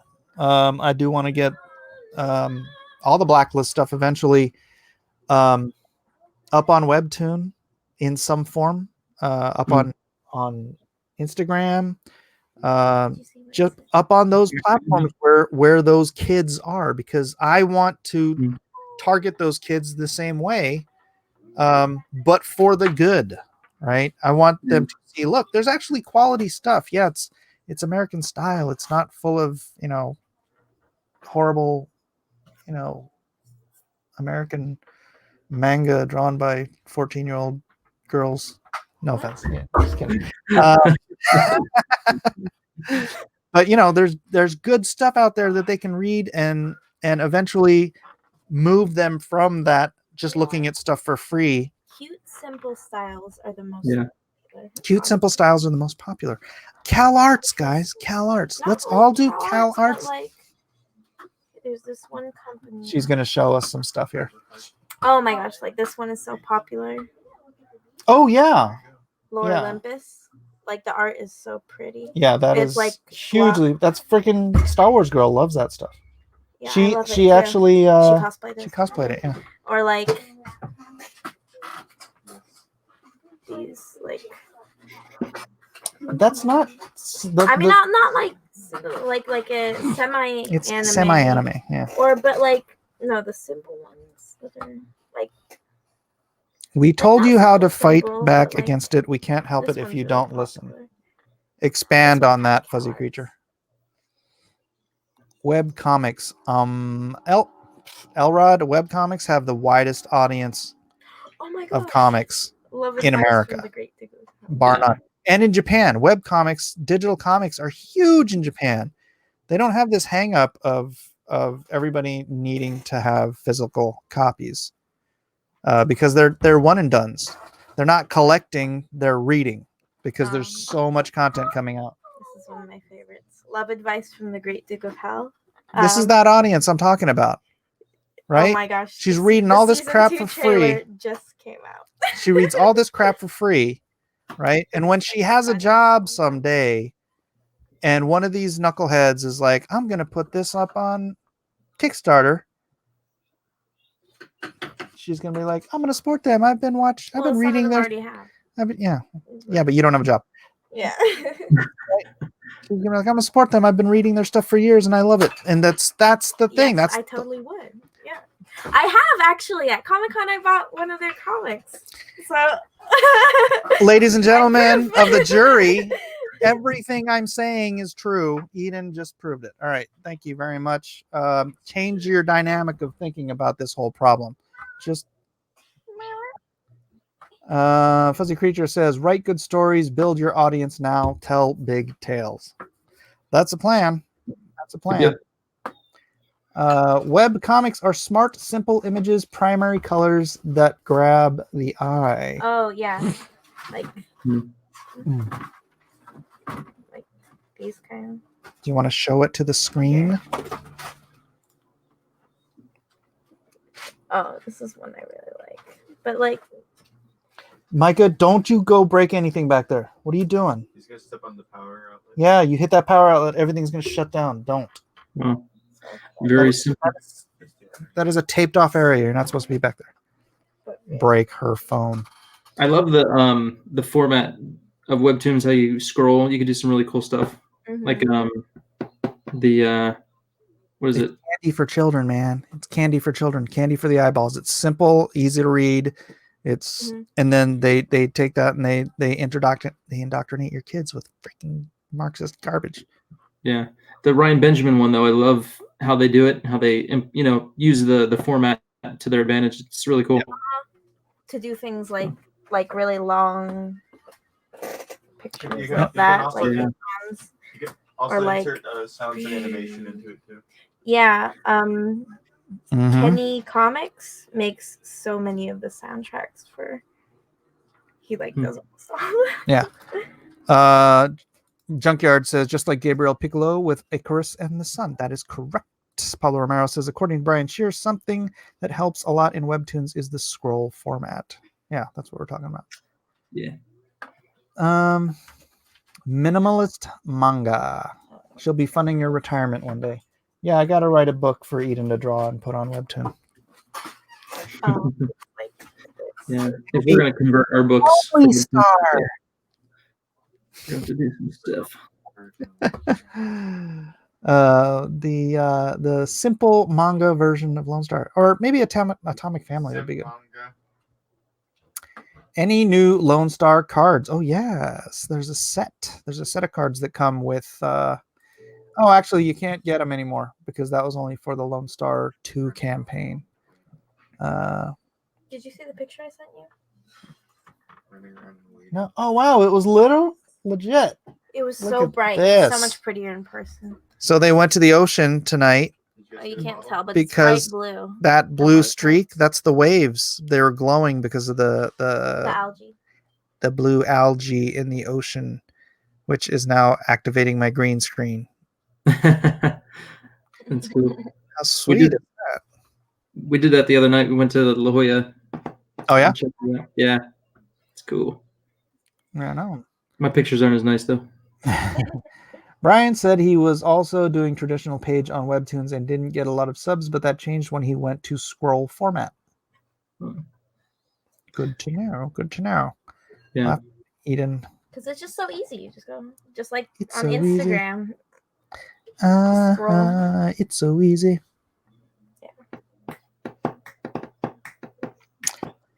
So, yep, that's what we gotta do. That's what we gotta do, right, Todd? Hey, how you doing? What are you guys talking about?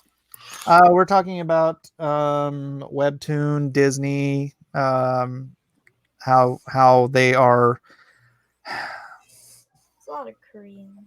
how they're essentially, they're playing the long game on this whole Marxist indoctrination garbage, and a lot of people are just being useful idiots. A lot of creators are just useful idiots. And Eden's shirt is on backwards, and I don't know why she's telling us that now. I actually went over there for a while and tried to, I don't know, analyze the model, so to speak. Webtoon? And yeah, and it's a lot of lifestyle. It's girl meets guy kind of, and I know that even Top Cow has tried something over there, and Stanley had his own comic over there that he had done with some guys or whatever. So superheroes don't seem to be the flood over there. So what I think I saw that might have happened is they saw how popular these young creators were on Webtoons, and then the influx of some of those creators started working at the big two, mostly Marvel, by the way. I don't think I've seen too many of them at DC. And then they started to almost suck in that kind of vibe that Webtoons has. And then and granted, I had a big argument about this earlier today, and it's kind of Me, you, Eric, we look like we're in our 40s, right? So what do they do? Where do they go? Not you, right? Where do they go? What do you? I mean, if you're them, what do you do? Right? You got to make some books that'll be good for us, but the majority of your books you're going to make to try to suck in the people who seem to think that's a vibe that they like. Todd, you're on point, man. That's exactly what I've been saying. You know, Disney, that they see where the future is already, because they see what the young people are already reading, and then they don't care about losing a little bit of money now when they have billions of dollars to spare on crap, and their failures are going to make $1 billion anyways, and so they're playing this long game. What? Yes, there's a cat right there.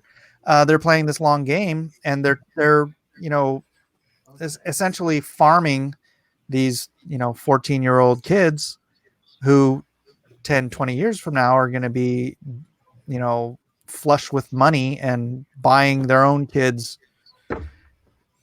whatever their woke garbage is that they're coming out with right now. This is the long game for them, and it is smart business for Marvel to be targeted. Dude, if I was Marvel and I was looking for the next generation, I was looking for kids who are reading comic books or reading comics but not currently going to comic book stores. That's exactly where you go. You go to Webtoon. You find the people on Instagram with 2 million followers, and you offer them jobs doing stuff so that they'll bring their followers to you. This is not, this is just business, man. That's just freaking smart. And sort of my problem was that, like, my argument started with someone saying, oh, Marvel's dead and they're going to ship off all their IPs. And that'll never happen in our lifetime. That's just not how it works. If Disney decided, oh, the Marvel comics don't mean anything to us, then they would just sell them as a whole. And Marvel still functions as Marvel Comics. And it doesn't matter where, who, or L'Oreal, or, who buys them, right? So they still function the way they do. And if you really, like, let's say 100 books came out next week. Not all 100 are going to suck. Absolute Carnage is pretty good. 95 of them. Right. 95. That's what I said, about 80. And it's like 80 and 20 to me. And that's just a guess, because I don't really know, because I don't read them all. But I can tell you what's good. But do I waste my time on what's bad? I never do. Mm-hmm. And so we talked a little bit about the European market. And here's the thing with the European market. They don't sell floppies. They're not in the floppy business. Those are tomes or editions, and they're 55 to 60 pages. So when you look at how healthy their market is, it's not the same market. It's content, it's fiction and stuff like that, but it's not the same. So you either go, well, we could try, for our adult readers like me, you, and Eric, who are 40, we could try to hit them this way with our best artists or our best writers, and we'll put together some really good looking books on great paper and hardcover and see if they'll buy those. And I think if you got rid of that aspect of the floppy market for us, you know what I mean, and gave us something, then I think you'd see some revenue start to really happen. I don't entirely disagree or agree. I just think it's part of a larger whole. I think you have to reach out to the floppy market. You have to reach out to the Webtoon market. You have to reach out to the, any place you can. Like I said, Instagram, you've got comics being published on Instagram, just the swipe left, comic panel after panel, whatever. Yeah.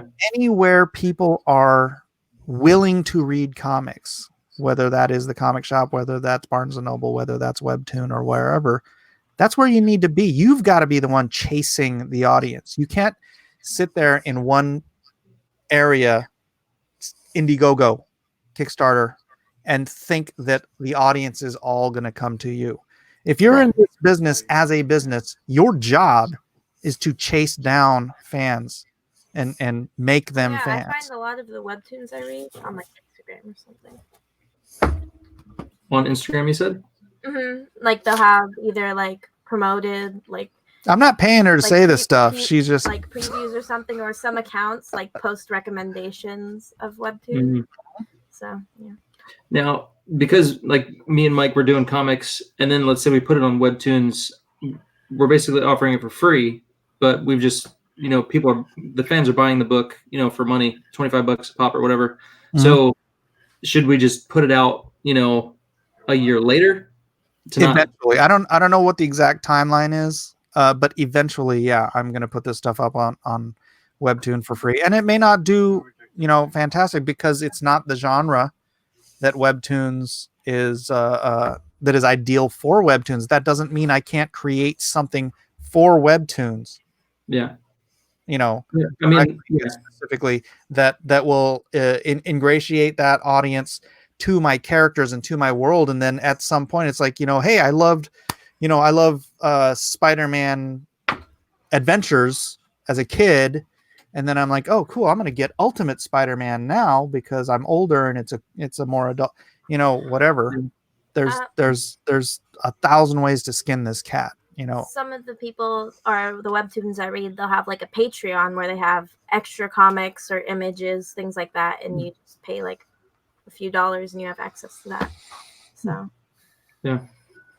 The writer I tried to come up with something I thought might work over there, and it was basically sort of a mashup of Power Rangers and Gotcha Man kind of thing, where you'd have some love story within the group.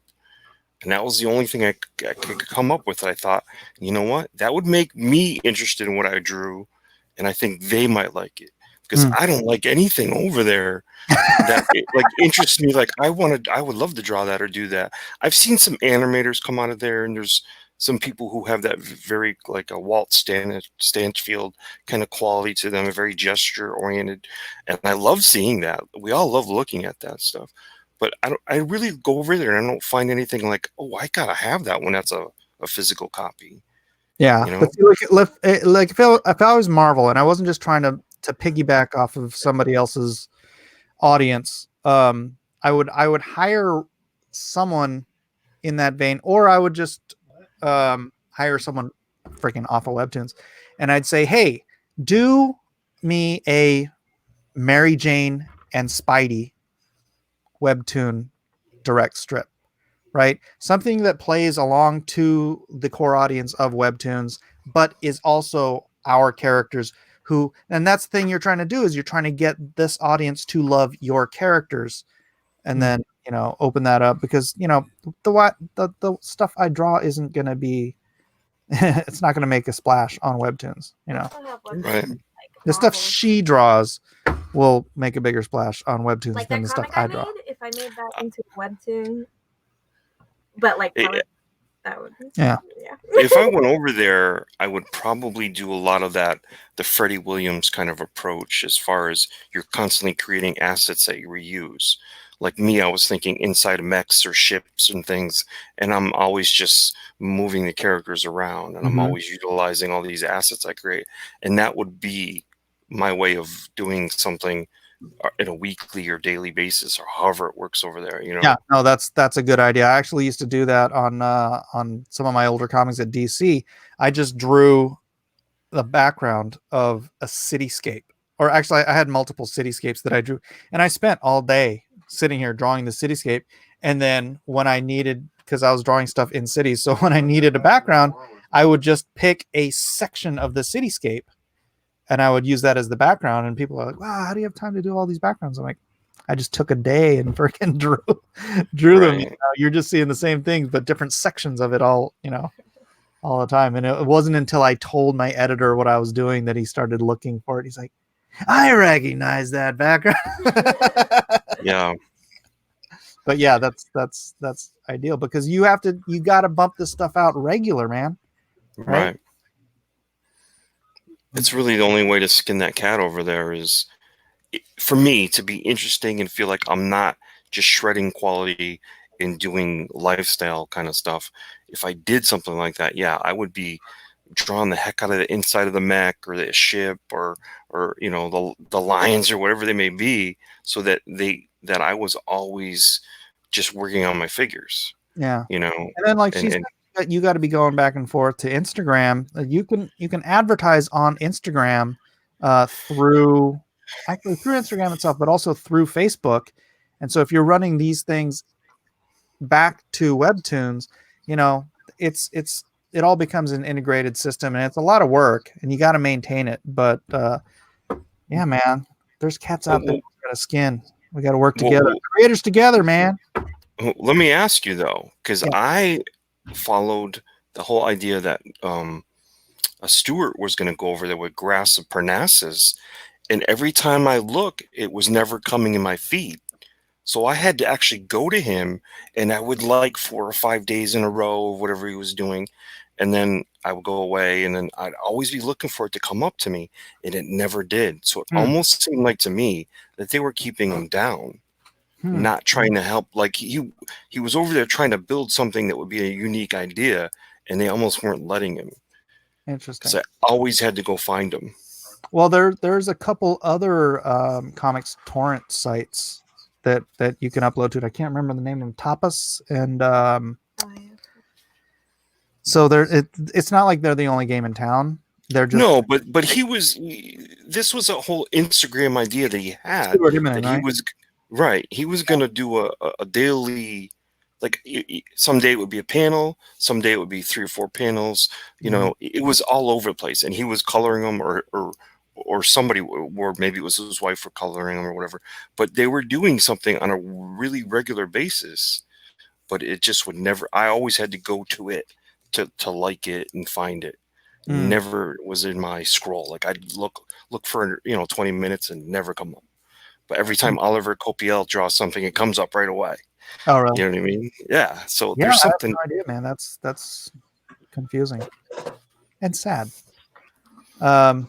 Sometimes you got to fight against the system, man. Just like YouTube throttling your notifications. It's you just got to freaking grit your teeth and keep going. I don't know. Let's see where you're at. Let's see if Last Patrol moved any. When's Florida Man's Indiegogo coming out? May 25th. May 25th. Tentatively. You have a Lord. It's not that one. Yeah, it's do you have a landing page for that yet? Yeah. Well, landing page was like a pre-sign up kind of page. Yeah. No, but it's the page is already created, but they're working on. I think he wants to put a new video. There's a video on the main Indiegogo page, but I think he wants to put a different video for the landing where they're doing a script and getting voice actors. All right, hold on a second. I'm gonna try to get this. But I can actually show some of that if. Okay. Yeah, share your screen. I'll just pop it up. I'm gonna step out real quick, Mike. I'll be right back. All right, brother. The Metal says my stuff is on Tapas. How's it doing, Metal? Draw tunes on TP. Build a scrolling and very much in demand. Are there alternatives to Webtoon? Yeah, I just mentioned one, Tapas, and I can't remember what the other one is called. All right, you ready? Mercy Bucket says, I would have gone the route Alterna is going, but 2 years ago. But Alterna doesn't turn a profit. Those books aren't making money. I wouldn't turn it down as a means of marketing. So like if I were to, oh, okay, you have it up there. Hold on a second. There you go. So, heck, let me show you something. This is called the DB Freebie. Back in the day when I was publishing and helping out with DeBell Brothers. Hold on, let me just show this real quick. It's time screen. Hold on. I paid to publish this, put it together, right?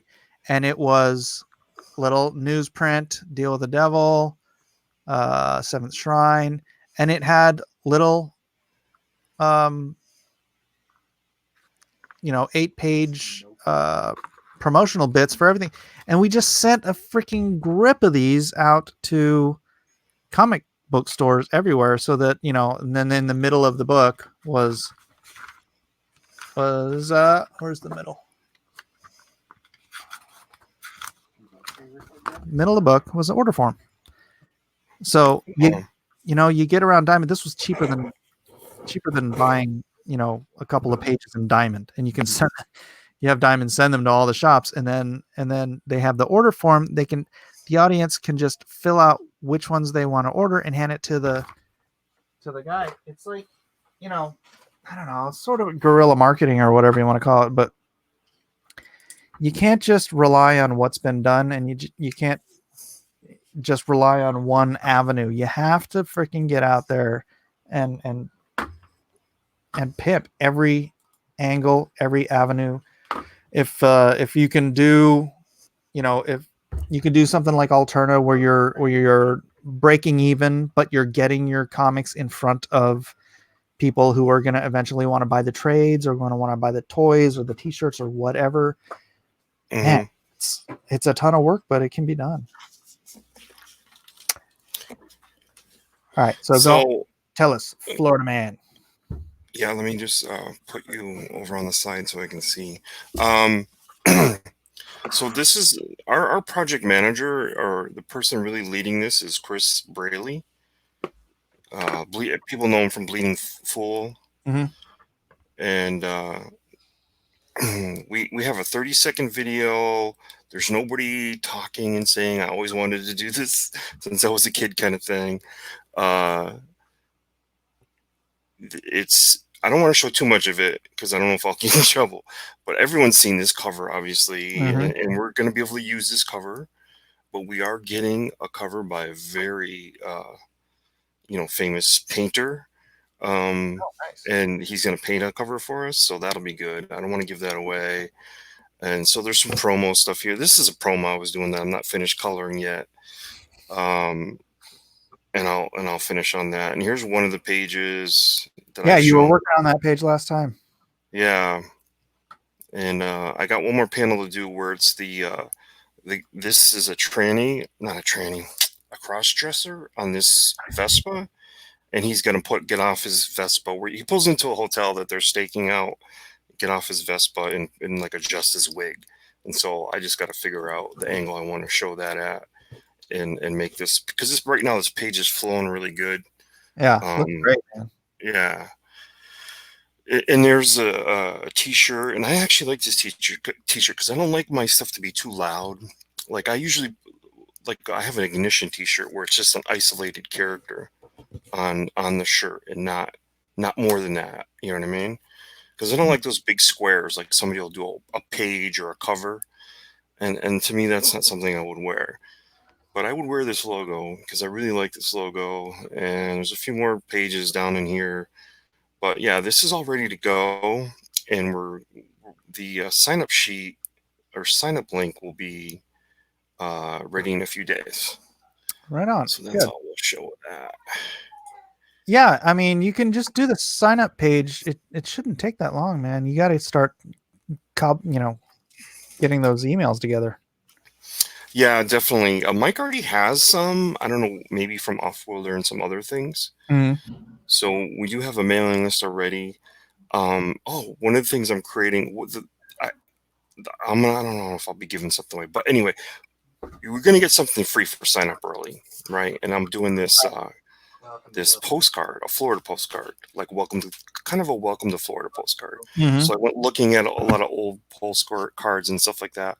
So I have this idea, and I don't want to tell you what it is, but it's just so many ideas that came out of these little memes that I've been creating every couple of days that, you know what, there's things I could do. Like, for instance, he kind of looks like Burt Reynolds, right?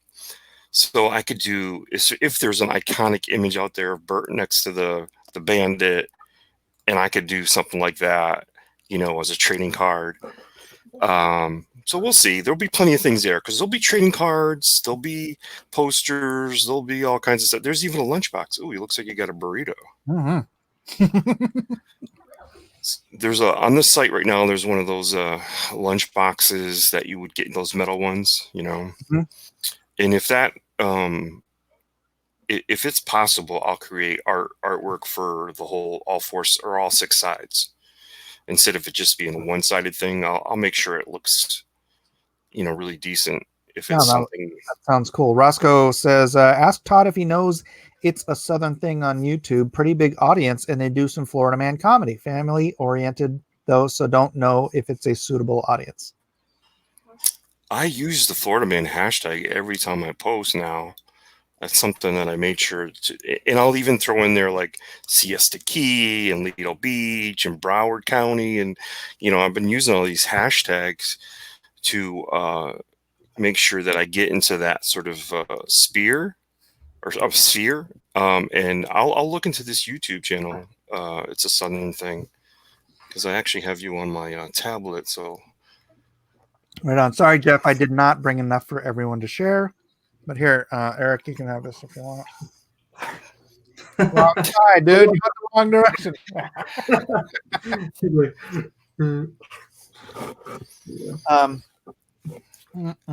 Sorry. So you know what? Having somebody who's leading the projects has actually helped sort of bring some enthusiasm to this whole thing. Yeah. Because originally, when I drew the first 3 pages for Mike to shop around to see if he could find a publisher, I'd go back to those pages, and I've actually redrawn a few panels. I just didn't really have my approach, and so what I developed as I went along is an approach to not skimp on backgrounds, to every car be one of those cars or vehicles that you go, oh, that's so cool to see that vehicle or whatever. Every girl to be beautiful, and just kind of do it that way. You know what I mean? Like that. And I know that's usually the approach anyway, but there'll be a lot of character in my backgrounds or in the people. You'll see a lot of people that you recognize and stuff like that. As far as from cinema and TV, like a Kramer or something, they'll be in the backgrounds. There's actually going to be a mud wrestling fight. And it's going to be a huge one in ours. It's like a SummerSlam or a WrestleMania. So they'll be flinging mud out into the audience, which starts a huge brawl. So there's definitely something here for everybody. This is not, it's not, I don't know. Do you remember the Justice League Europe and Justice League when they were funny? Like Demantis and Giffen with Adam Hughes and Kevin McGuire. Right. There's going to be a lot of Kevin McGuire in this, where I'm making facial expressions and using a lot of gesturing and body language to pull off the comedy, because it's not written comedically. It's written serious, but it's serious, and you're like, it's an, oh my God, I can't believe he's going to rob that bank with a alligator as an AK-47 kind of thing. So this is going to be a fun book, and I hope everyone, like, I'm pouring everything I have into it. I know a lot of people always say that, but I felt like the Graveyard Shift 2 book, I never really found my approach until after I really got cerebral about it, after it was already done. There's a few pages there I would have changed. I would have make sure I started really long and then got claustrophobic and really got really tight, because that was the kind of villain that I drew, was the Michael Myers and Jason villain who plodded along. Like, you were running away and he's just walking, but he still catches you because you do stupid stuff. So I never really found my approach in how do I do this, because I'm not a horror. That's not in my wheelhouse, but I could have done better. Now this book, Florida Man, the cerebral aspect came to me right off the bat. Once it became fun, I knew exactly what I wanted to do, and I really wanted to show that I can pull off all these gestures and funny looks and have a lot of character in the faces and stuff like that. So I'm really happy with where I'm at right now, because I you know how you get, sometimes you're like, oh, this doesn't feel right, or this isn't my best, or, and you're working with Mike Barron. That is the reason why. I'm actually coloring all the pages for the campaign, so no one else is on the hook but me if it doesn't succeed, right? We don't owe anybody any money because they did hours of work. It'll just be me, and the only reason I'm doing that, it is because Mike Barron. And if people out there who don't recognize, I'm sure you recognize the name, but don't realize how legendary he is, because Nexus sold X-Men numbers in those days. So it was on par in the top 10 with the mainstream books. And guys like him and Ostrander and stuff like that, they're what made the independent market, not the Turtles. You know, that the Turtles came along after and were just a happy accident of an explosion. But the independent market was made on good writing, great heroes, and you know, like what was the Scout and stuff like that. That was all stuff I used to buy. It was excellent. E-Man, or not E-Man wasn't really that. That was a good book, but Elementals. Elementals. What about? Did you read Warp? Remember Warp? No, I didn't. I remember it. I just didn't read it. Yeah, stuff like that. You know, the Pacific. Remember Pacific did the anthology, and that's where Rocketeer first appeared. No, I didn't. I didn't pick up Rocketeer back then. Yeah, that was all good stuff. So Yeah. good That was a writers. huge time for independent comics. Say again? So that was a huge time for independent comics. Oh, absolutely. So you know what? That's what I look at. Is like I'm getting to work with that guy who wrote all those Nexus stories because I had them all. You know, it was one of my favorite characters. I'm seeing this as a bathroom reader. What are you talking about, Physical Creature? Be a little more specific. You know what? I wanted actually to go back and show what I've been working on the past couple days for those who didn't see it earlier, including Todd, I think. Let me get to page 1 first. All right, share screen. So for those who don't know, I have begun working on Lone Star 3. And Lone Star 3 is the first 23 out of 48 pages, which I scripted already, Eric, the whole thing. Nice. Let me know if you want to read it. Have you read the first 2? I don't think I finished number 2, read number 1, started Monster Hunt, but I have not finished. All right. Well, it's the origin story of Svarog. Can you close the door, please? She's vacuuming out there. So it's going to tell the whole story of, well, not the whole story, but just kind of the origin story of Svarog and his motivations for where he is in our story. I mean, he's 800 years old, so I couldn't really go through everything. This starts in 200 or 12th century Rus, before Russia was a thing, and the birth of Svarog. And here he comes. But one thing that happens is in my version of vampires, female vampires are sterile, and so a male vampire to give birth or to procreate has to impregnate a mortal woman, but the mortal woman cannot survive the poisoning of the birth of giving birth to a living vampire. So there's breeders and there's bleeders, and that's why you hear in the first issue it says they're breeding monsters, right? So that's page 1, and then page 2 is cut to about 4 or 5 years later, and young Svarog is playing with his friend Jean, who hits his head, and sets off Svarog's bloodlust.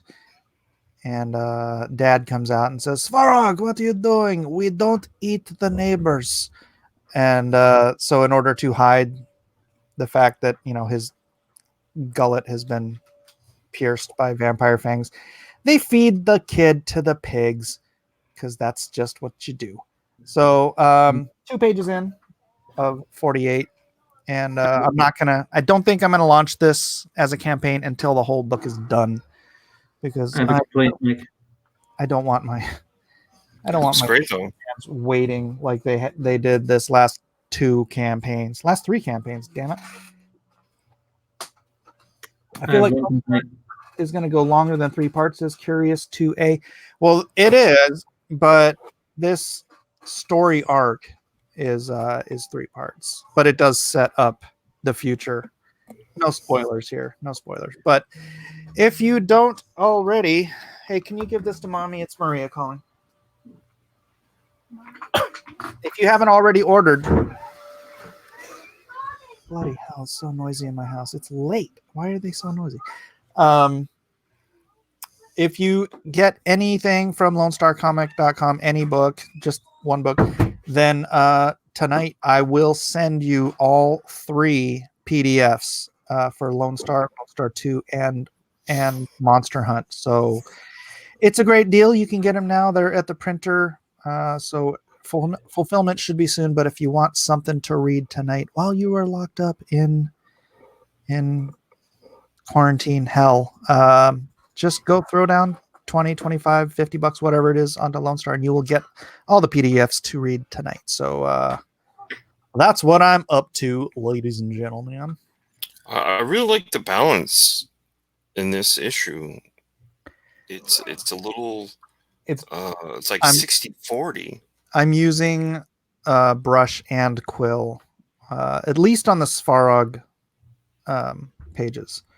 Yeah. So the first 2 books was 100% quill, which the only other book I'd ever done that on was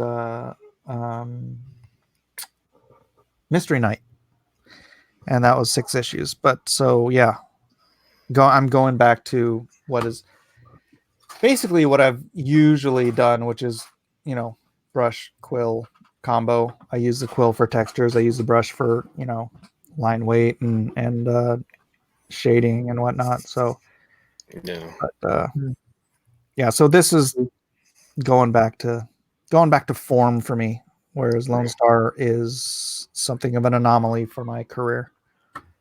The style, anyways. Yeah. Max is sneaking up behind me here. That pig looking at us seems hostile. Clive, nice. He does. He's got a mean look in his eye. Well, he's not supposed to be Babe while he's munching on a 5-year-old kid. So. Did you feel rusty with the brush a little bit? No.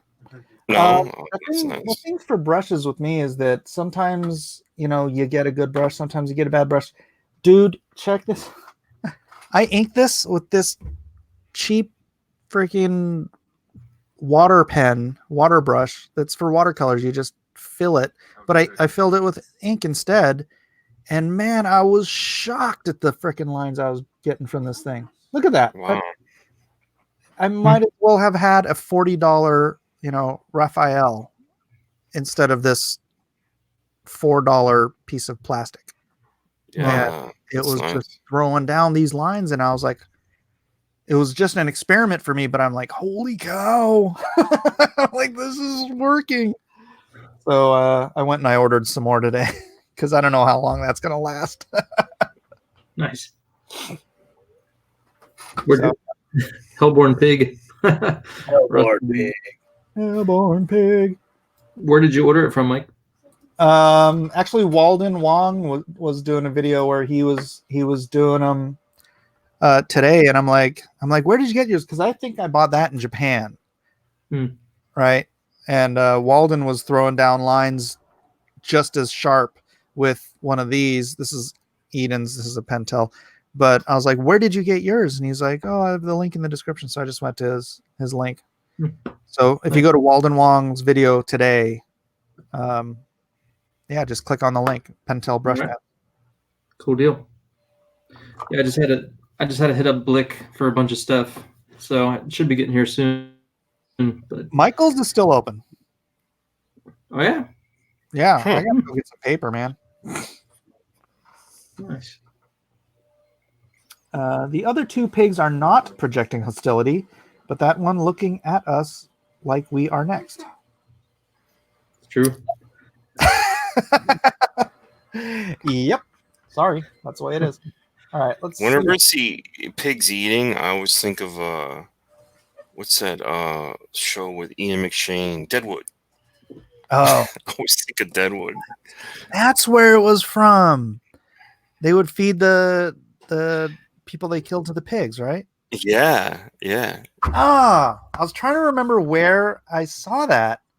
It was the guy would come in Swearengen's office every once in a while, and he talked in like code, or not code, but it was like all, you know, shouts and this and that, and the guy wouldn't know what he was saying, and it would like figure it out, and those were some of the best scenes. I forget the name of the pig guy. I don't know if it was Chan or something like that, but oh, those are great scenes. Yeah, Chinese, huh? Dang, I haven't seen Yeah. that in a while. Swearingen. That guy swears a lot. We're at 16,115 for Shadow Sentry. You got a half an hour left to get in there and be part of history. Yeah. History. Oh wow, you're doing great, Eric. Are you doing anything, Eric, for your original campaign backers? Like, you know, I have the First Brigade. Okay, for book 2? Yeah. I'm gonna do something for But they them. Like the guys that back within the first 60 days, like within the next half an hour, so that they Right. get like discounts and special deals on your further campaigns. Yes. So in book 2, they will get some kind of deal, something freebie. Haven't figured it out yet, but yes, they will get something special. Yeah, my guys are getting patches. Nice. Like every campaign, it's something, right? They get a special deal or whatnot. But for my First Brigaders this time around, Nice. First Brigade patches, baby. That's cool. So yeah, it's a good way to motivate them to get something in the next half an hour. Do it. You'll get something good. Cut Yeah. off. Yeah. I got to come up with a good name though. First Brigade is cool. I got to come up with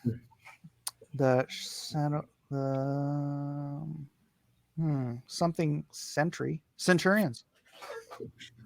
Centurions. That's cool. Yeah. There you go. I figured it out for you.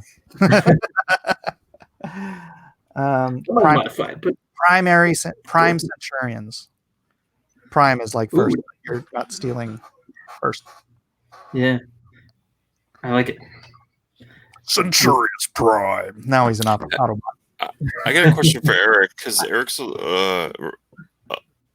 like a little bit like me. Like he has a bigger presence on Facebook than he does on Twitter, and I feel the same way. Like it, as far as promoting myself, I like Facebook. As far as just looking at other people, like keeping in contact with what other people are doing, Twitter's really fast because you're not really saying much, and you're not looking at whole text and stuff like that. So, although they did sort of reformat Facebook and announce a little. They squash it a little bit. You know, you don't see the comments unless you want. You'll see one comment, but if you want to see more, you gotta kind of hit them in the new version. But do you feel like? How do you feel about the sort of difference between the crowds, the crowd over at Facebook versus the crowd over at Twitter? I feel like I've been using Facebook for a lot longer period of time, but I don't feel like I get like a huge okay, like on if it's not like a fan page or like a, you know, like Instagram has the business account. On Facebook it's not a business account, but it's kind of like similar, like it's your page. Mm-hmm. I have a lot of people over there, but when I post something, I don't get many likes. I don't get like a huge, you know, boost or anything. I feel like when I'm on Twitter and I post artwork, I get a lot more likes. You know, but Instagram, when I post art, it's like, you know, 100 likes is like the normal. You know what I mean? So yeah, I don't know. I haven't figured it out. I kind of do both. I like Instagram because it's more for, you know, I think it's good for artwork. visual, yeah. Yeah, and then, yeah, like because when I would post Shadow Sentry stuff, I'd get more likes on my personal page than I would my fan page. Right. I felt so. I try and just hit both and just kind of, you know, use it the best I can. So I don't know if that helps at all, but. No, I was just wondering if you had sort of.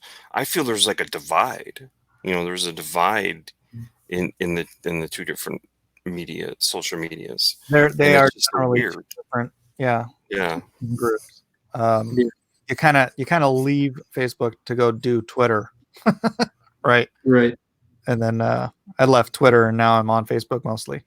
I reopened my Twitter account, but all I do is like what I used to do for the first.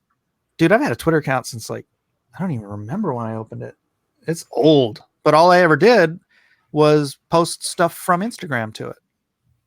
I never posted on Twitter itself. I just always it's like it was linked to my Instagram, so every time I posted something on Instagram, that's what I did. And now all I'm doing is posting links from YouTube. So yeah, it's because I have the 5,000 whatever people, 6,000 following me on Twitter. So it's like if I want people to know I'm on YouTube, there you go.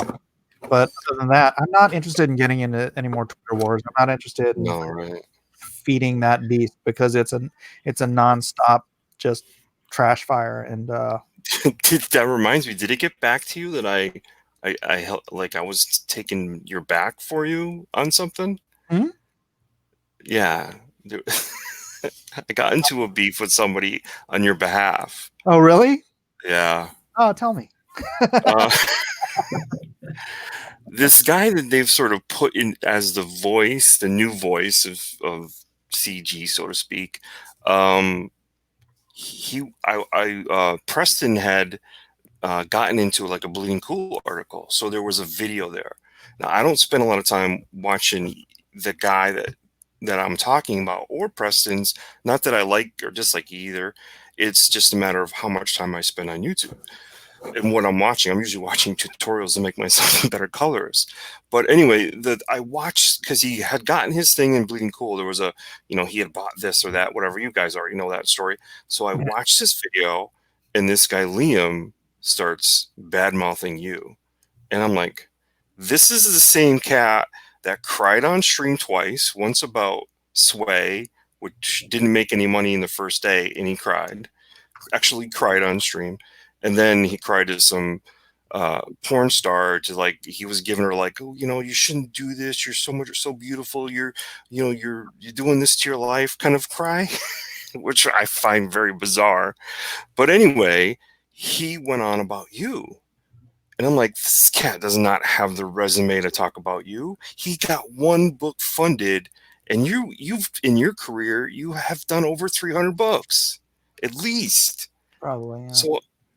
So how does it, and this guy was bad mouthing you, and I'm like, nah, that didn't sit well with me. So on Twitter, I kind of went after him. Oh. He got red hair, and so I was using the. Liam used to be a huge supporter of cross examinations. He would come to our Bible study every single day.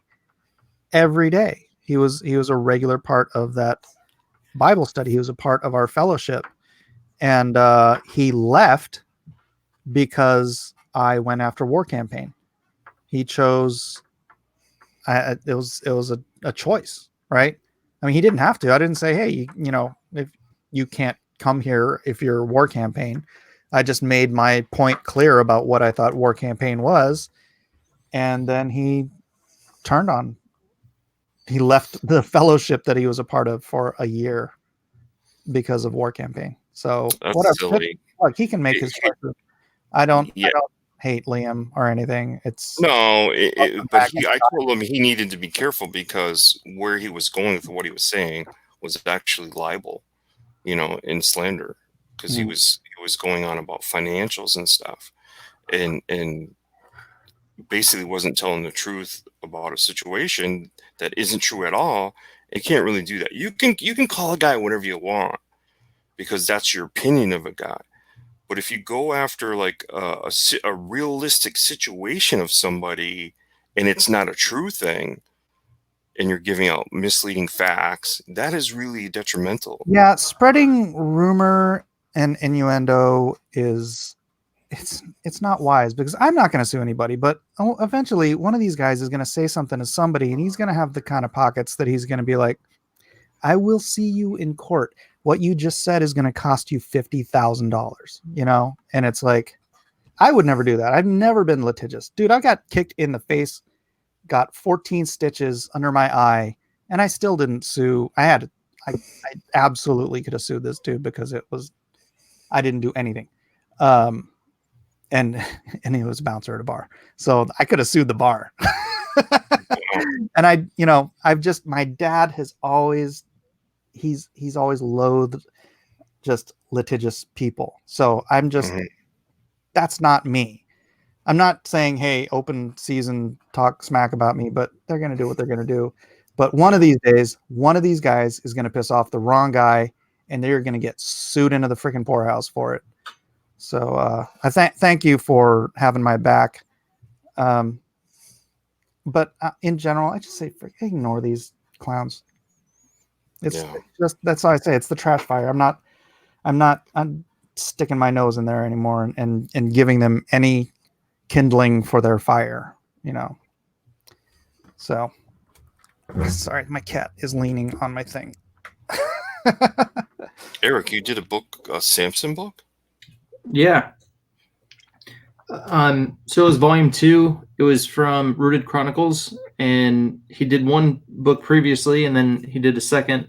And in the second book, it was broken up. So one artist did the first 16 pages, and then I did the rest. And Mike did the cover. But yeah, so it was a really fun book. And then I think Mohan covered it. With that? I said I have the cover for the next one too. Nice. Can we see it? Have you showed it? I think I've seen it. Yeah, it's here, you talk. I'll see if I can find it. Okay. But yeah, so there's just some really, really fun scenes I did in that one.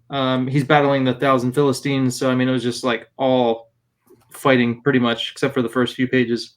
So just really fun. I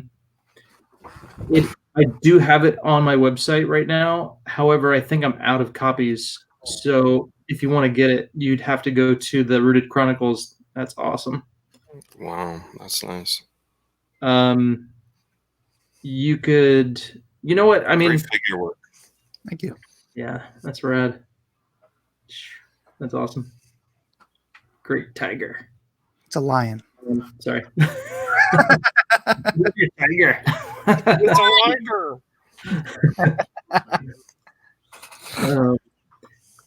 I can get more copies if I need to, but I think he has a website. I think it's Rooted Chronicles, if I remember correctly. So you can order it online from him, but I believe Spell that. Spell it so we all know. Yeah. Rooted, ROOTED. Okay, I got it.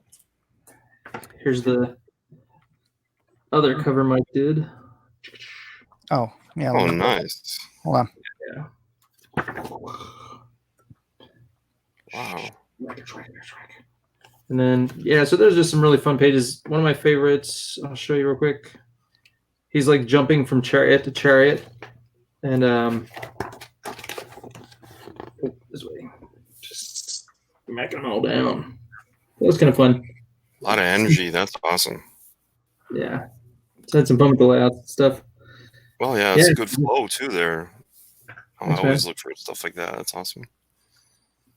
And the all the arrows flying in, kind of that 300 scene he was going for there. So, yeah, fun stuff. Shadow Sentry is at $16,143 at 346 backers. It'd be great if you could get to 50 within the next half an hour. Actually, the next 18 minutes. You've got 18 minutes, Eric. Really? Where are you seeing that at? Because it just says 1 hour. Midnight. What? It ends at midnight. Okay. All right. It always ends at midnight on Indiegogo. Does that mean it's already ended for me? Wait, what? I'm on the East Coast. I'm asking, does that mean it's already ended? Midnight Pacific time. Midnight Pacific. Oh, okay. We've got 1 hour left to get in on the Prime Centurions. No. Of Shadow Sentry backing, which means you will get some cool stuff on the Q2 campaign, only available to the Prime Centurion peoples. So get in there while the getting's good. You got 18 minutes to back it at some level to be part of his first round backers. Do it. Yeah. Oh, and then eventually, while it's in demand, I am going to offer trading cards by the Drawn and Quartered crew. Do it. Elliot. Going from Elliot, Kevin Sharp, and then who else? Matt Weldon. And then Mike, if you would hook me up with your awesome hopscotch, I will do that one as well. Oh, yeah. So let me know. So let him know it's. Now, Mike, you also have a kid's book, right? It's like, I don't know, the First Family, or no, that's not it. What is it called? Who, me? Yeah. Bless this map. Bless this mess? No. I thought you were going to. The what? Atomic Family? Atomic Family. Atomic Family, yeah. Yeah, that's it. It's not a kid's book. It's just more along the lines of Fantastic Four or The Incredibles. But there's some young kids in it, right? Yeah. There's a teenager and a 9-year-old. That's cool. Now, when is that coming out? I had to put that on pause because I don't know what's gonna go on with. I need to see where we land on Lone Star 3 before I start branching out. So I just put it on hiatus. I don't know if you know, there's been some changes. So yeah, we'll see. We'll see where Lone Star 3 lands. Changes in Lone Star or changes in my audience? Your audience. Okay. Yeah. I got you. Yeah. So I need to see how many of those are gone. If I can go by how many people have between Lone Star 1 and Lone Star 2, how many people have left my mailing list, then it seems like about 400 people have abandoned Lone Star. So if that's the case, that's actually fine because that's still plenty. But hopefully it's not more than that. But we'll have to see before I start making longer term plans.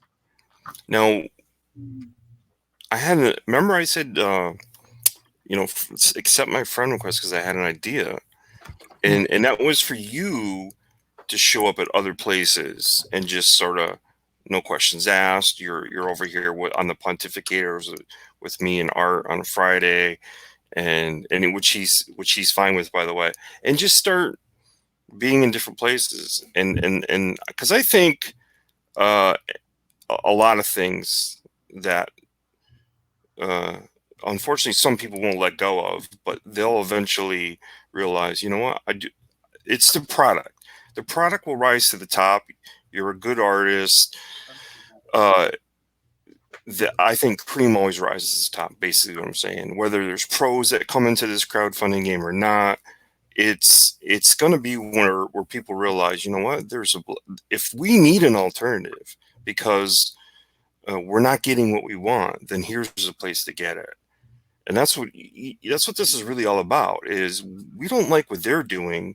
We feel like they've abandoned sort of our age group and the things that we always have liked and loved about comics. So we've gone and made them. You've always been making them, but other people like me and Eric, we're making them because we believe in what we're doing and we just feel like there's a market for it.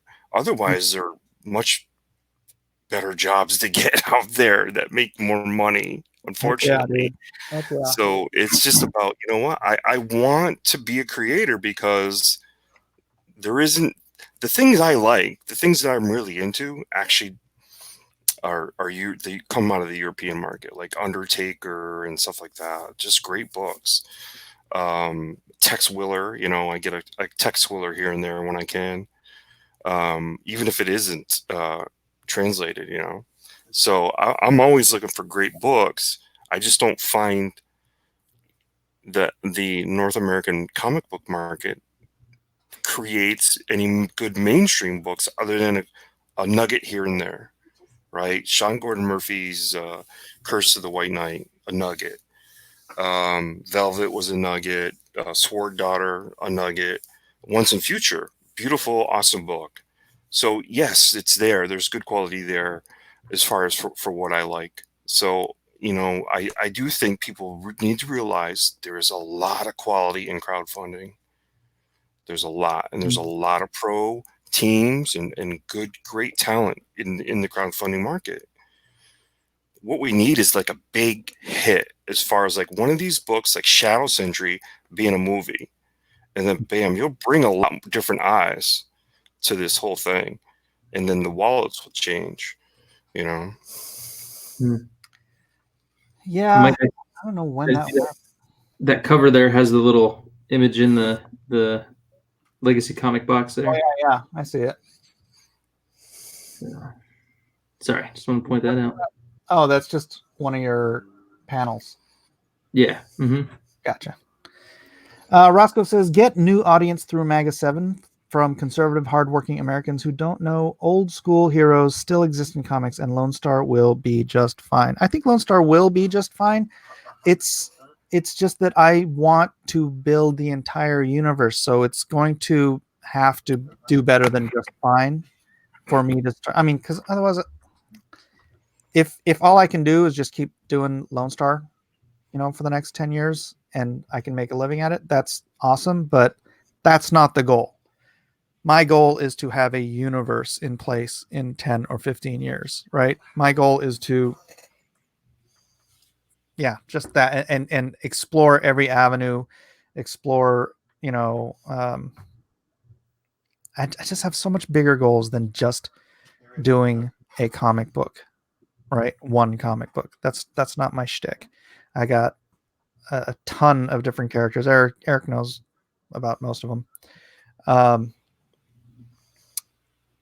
And that's why the other project that I'm working on, I agreed to work on it, because, if everything goes as half as well as it possibly can, it's going to be huge for Blacklist Universe, because it will grow the audience. It'll grow my audience. It'll grow the audience of the other books that I'm doing. And so I can't wait till I can actually talk about it.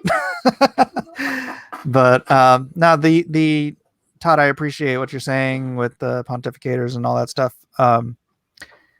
But that well's already poisoned, and I think at some point some of those guys will. I think a lot of the guys are realizing, wow, these guys that have been fighting Mike for 10 months are now saying everything that Mike has been saying for 10 months. Right. And so hopefully some of them will have a change of heart and be like, you know what?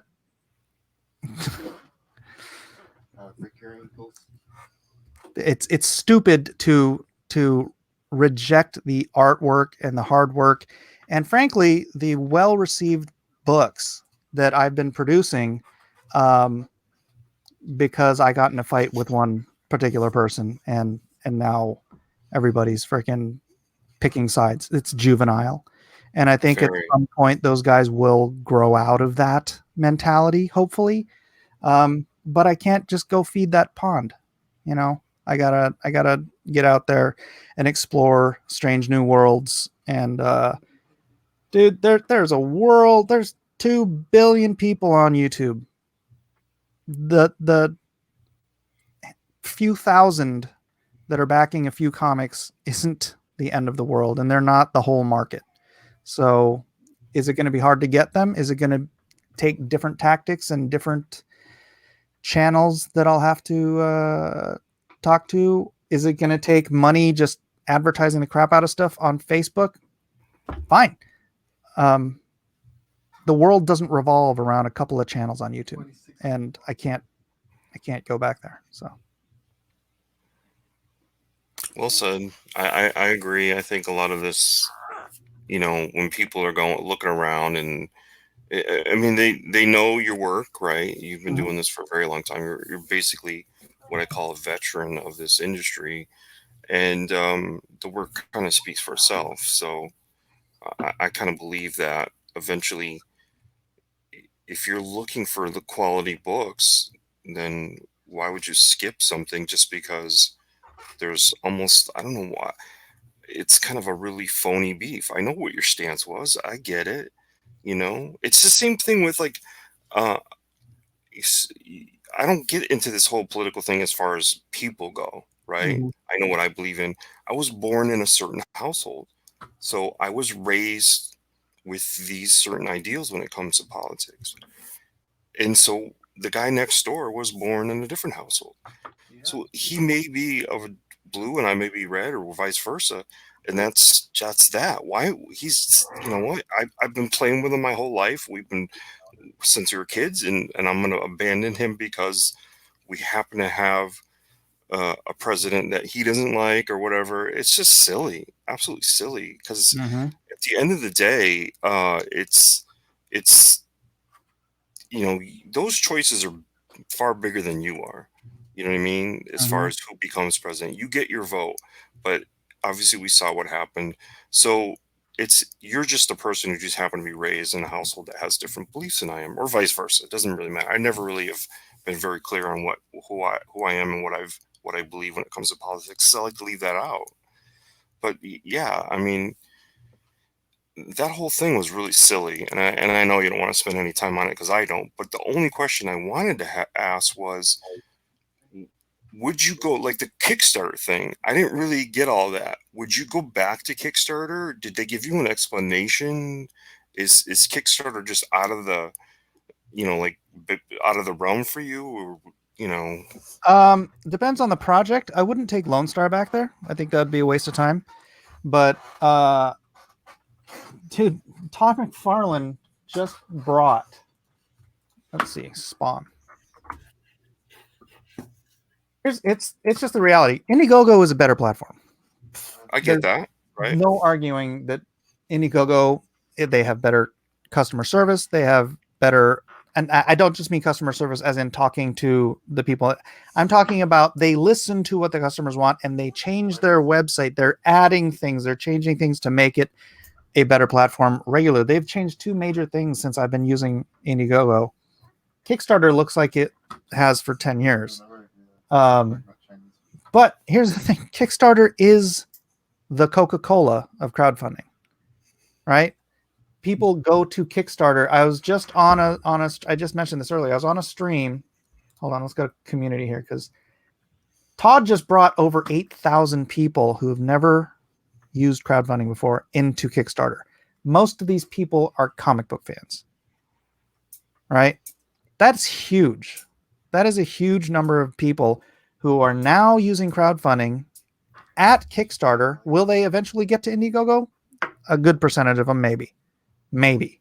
Right now, they're on Kickstarter and they've used it for the first time. They've got their accounts set up on Kickstarter and they're probably like, I wonder what other comics they have on Kickstarter.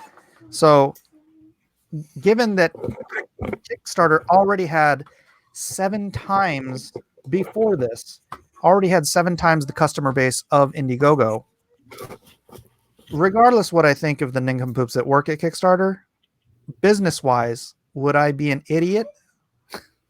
I mean, it wouldn't make any sense. Kickstarter just laid off a ton of their employees. Last year, nobody seemed to notice. Last year, during the biggest economic boom of our lives, Indiegogo laid off a bunch of employees. Indiegogo's CEO stepped down because they laid off a bunch of employees. Indiegogo has never turned a profit. Kickstarter, people are all like, Kickstarter only made $1.5 million last year in profit. Indiegogo's never turned a profit, and Indiegogo is the older platform. People are so hell-bent on this message of Kickstarter sucks, Kickstarter this, Kickstarter that they're ignoring that everything they're complaining about Kickstarter happened to Indiegogo and is worse at Indiegogo. Again, I'm not saying this to diss Indiegogo. I think it is the better platform. Someday, I think it will eclipse Kickstarter, but right now, Kickstarter has the audience. I was on Facebook today, in a discussion group, and somebody was just asking, Kickstarter or Indiegogo, leave the politics out of it. And almost everybody who responded said Kickstarter. It was me and one other guy there that are basically saying both. So it's just what? Solidarity because somebody got kicked off. I got kicked off. I'll still go back. It just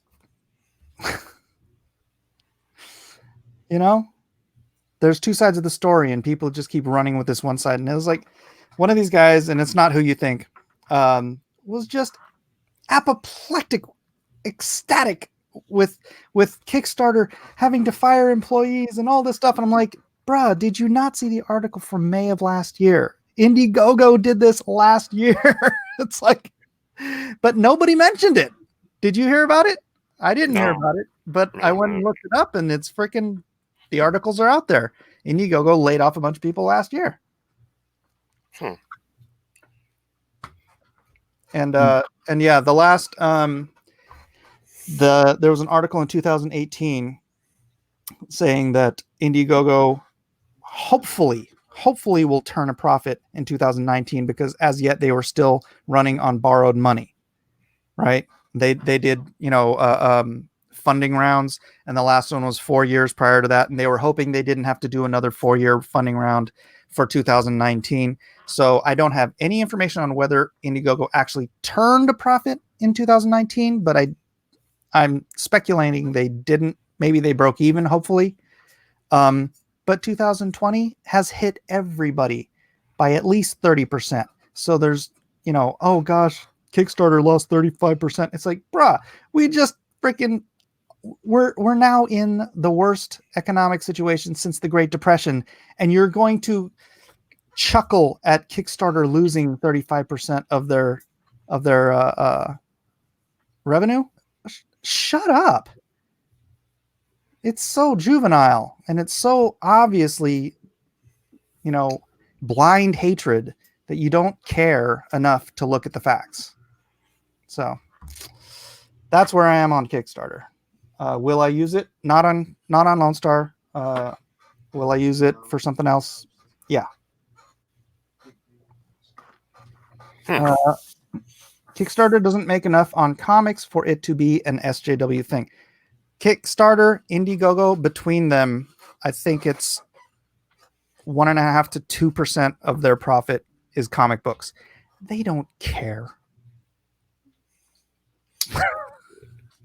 And you know what? The divide is in the content. It's not really the buyer. You know what I mean? There's you wouldn't say, "Oh, my book is not for SJWs." Your book is for everybody. Yeah. Any one of our books is for everybody. It's the content where we get this sort of sticky area of, oh my god, and it's more in just comics, right? We see it in our movies and this and that. It is starting to.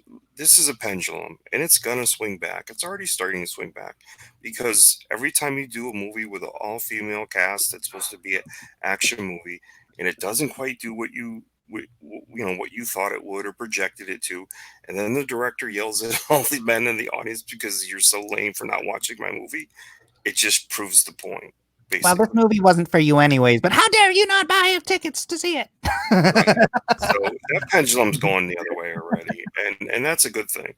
But that's just the way this it's always been in America. A pendulum that swings back and forth. It's 12:02, so I'm going to refresh this and see if you went in demand.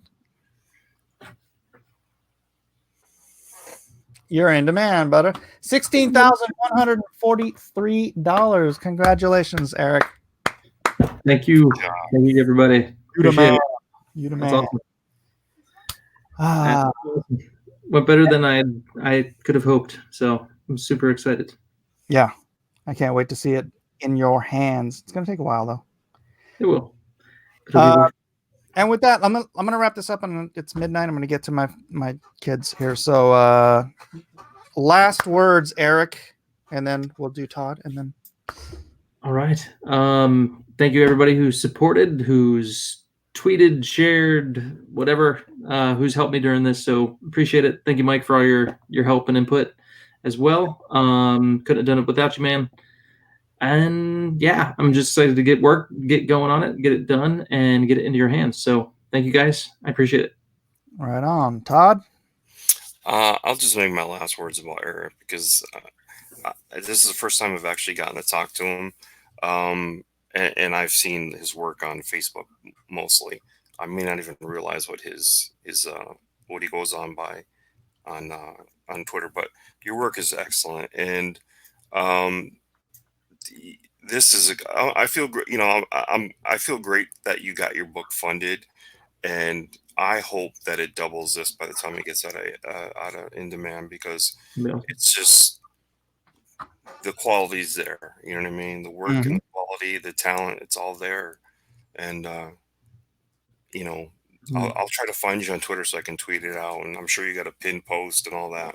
So Yeah. that's It's awesome. just my name. Congratulations, by the way. Thank you. I appreciate it.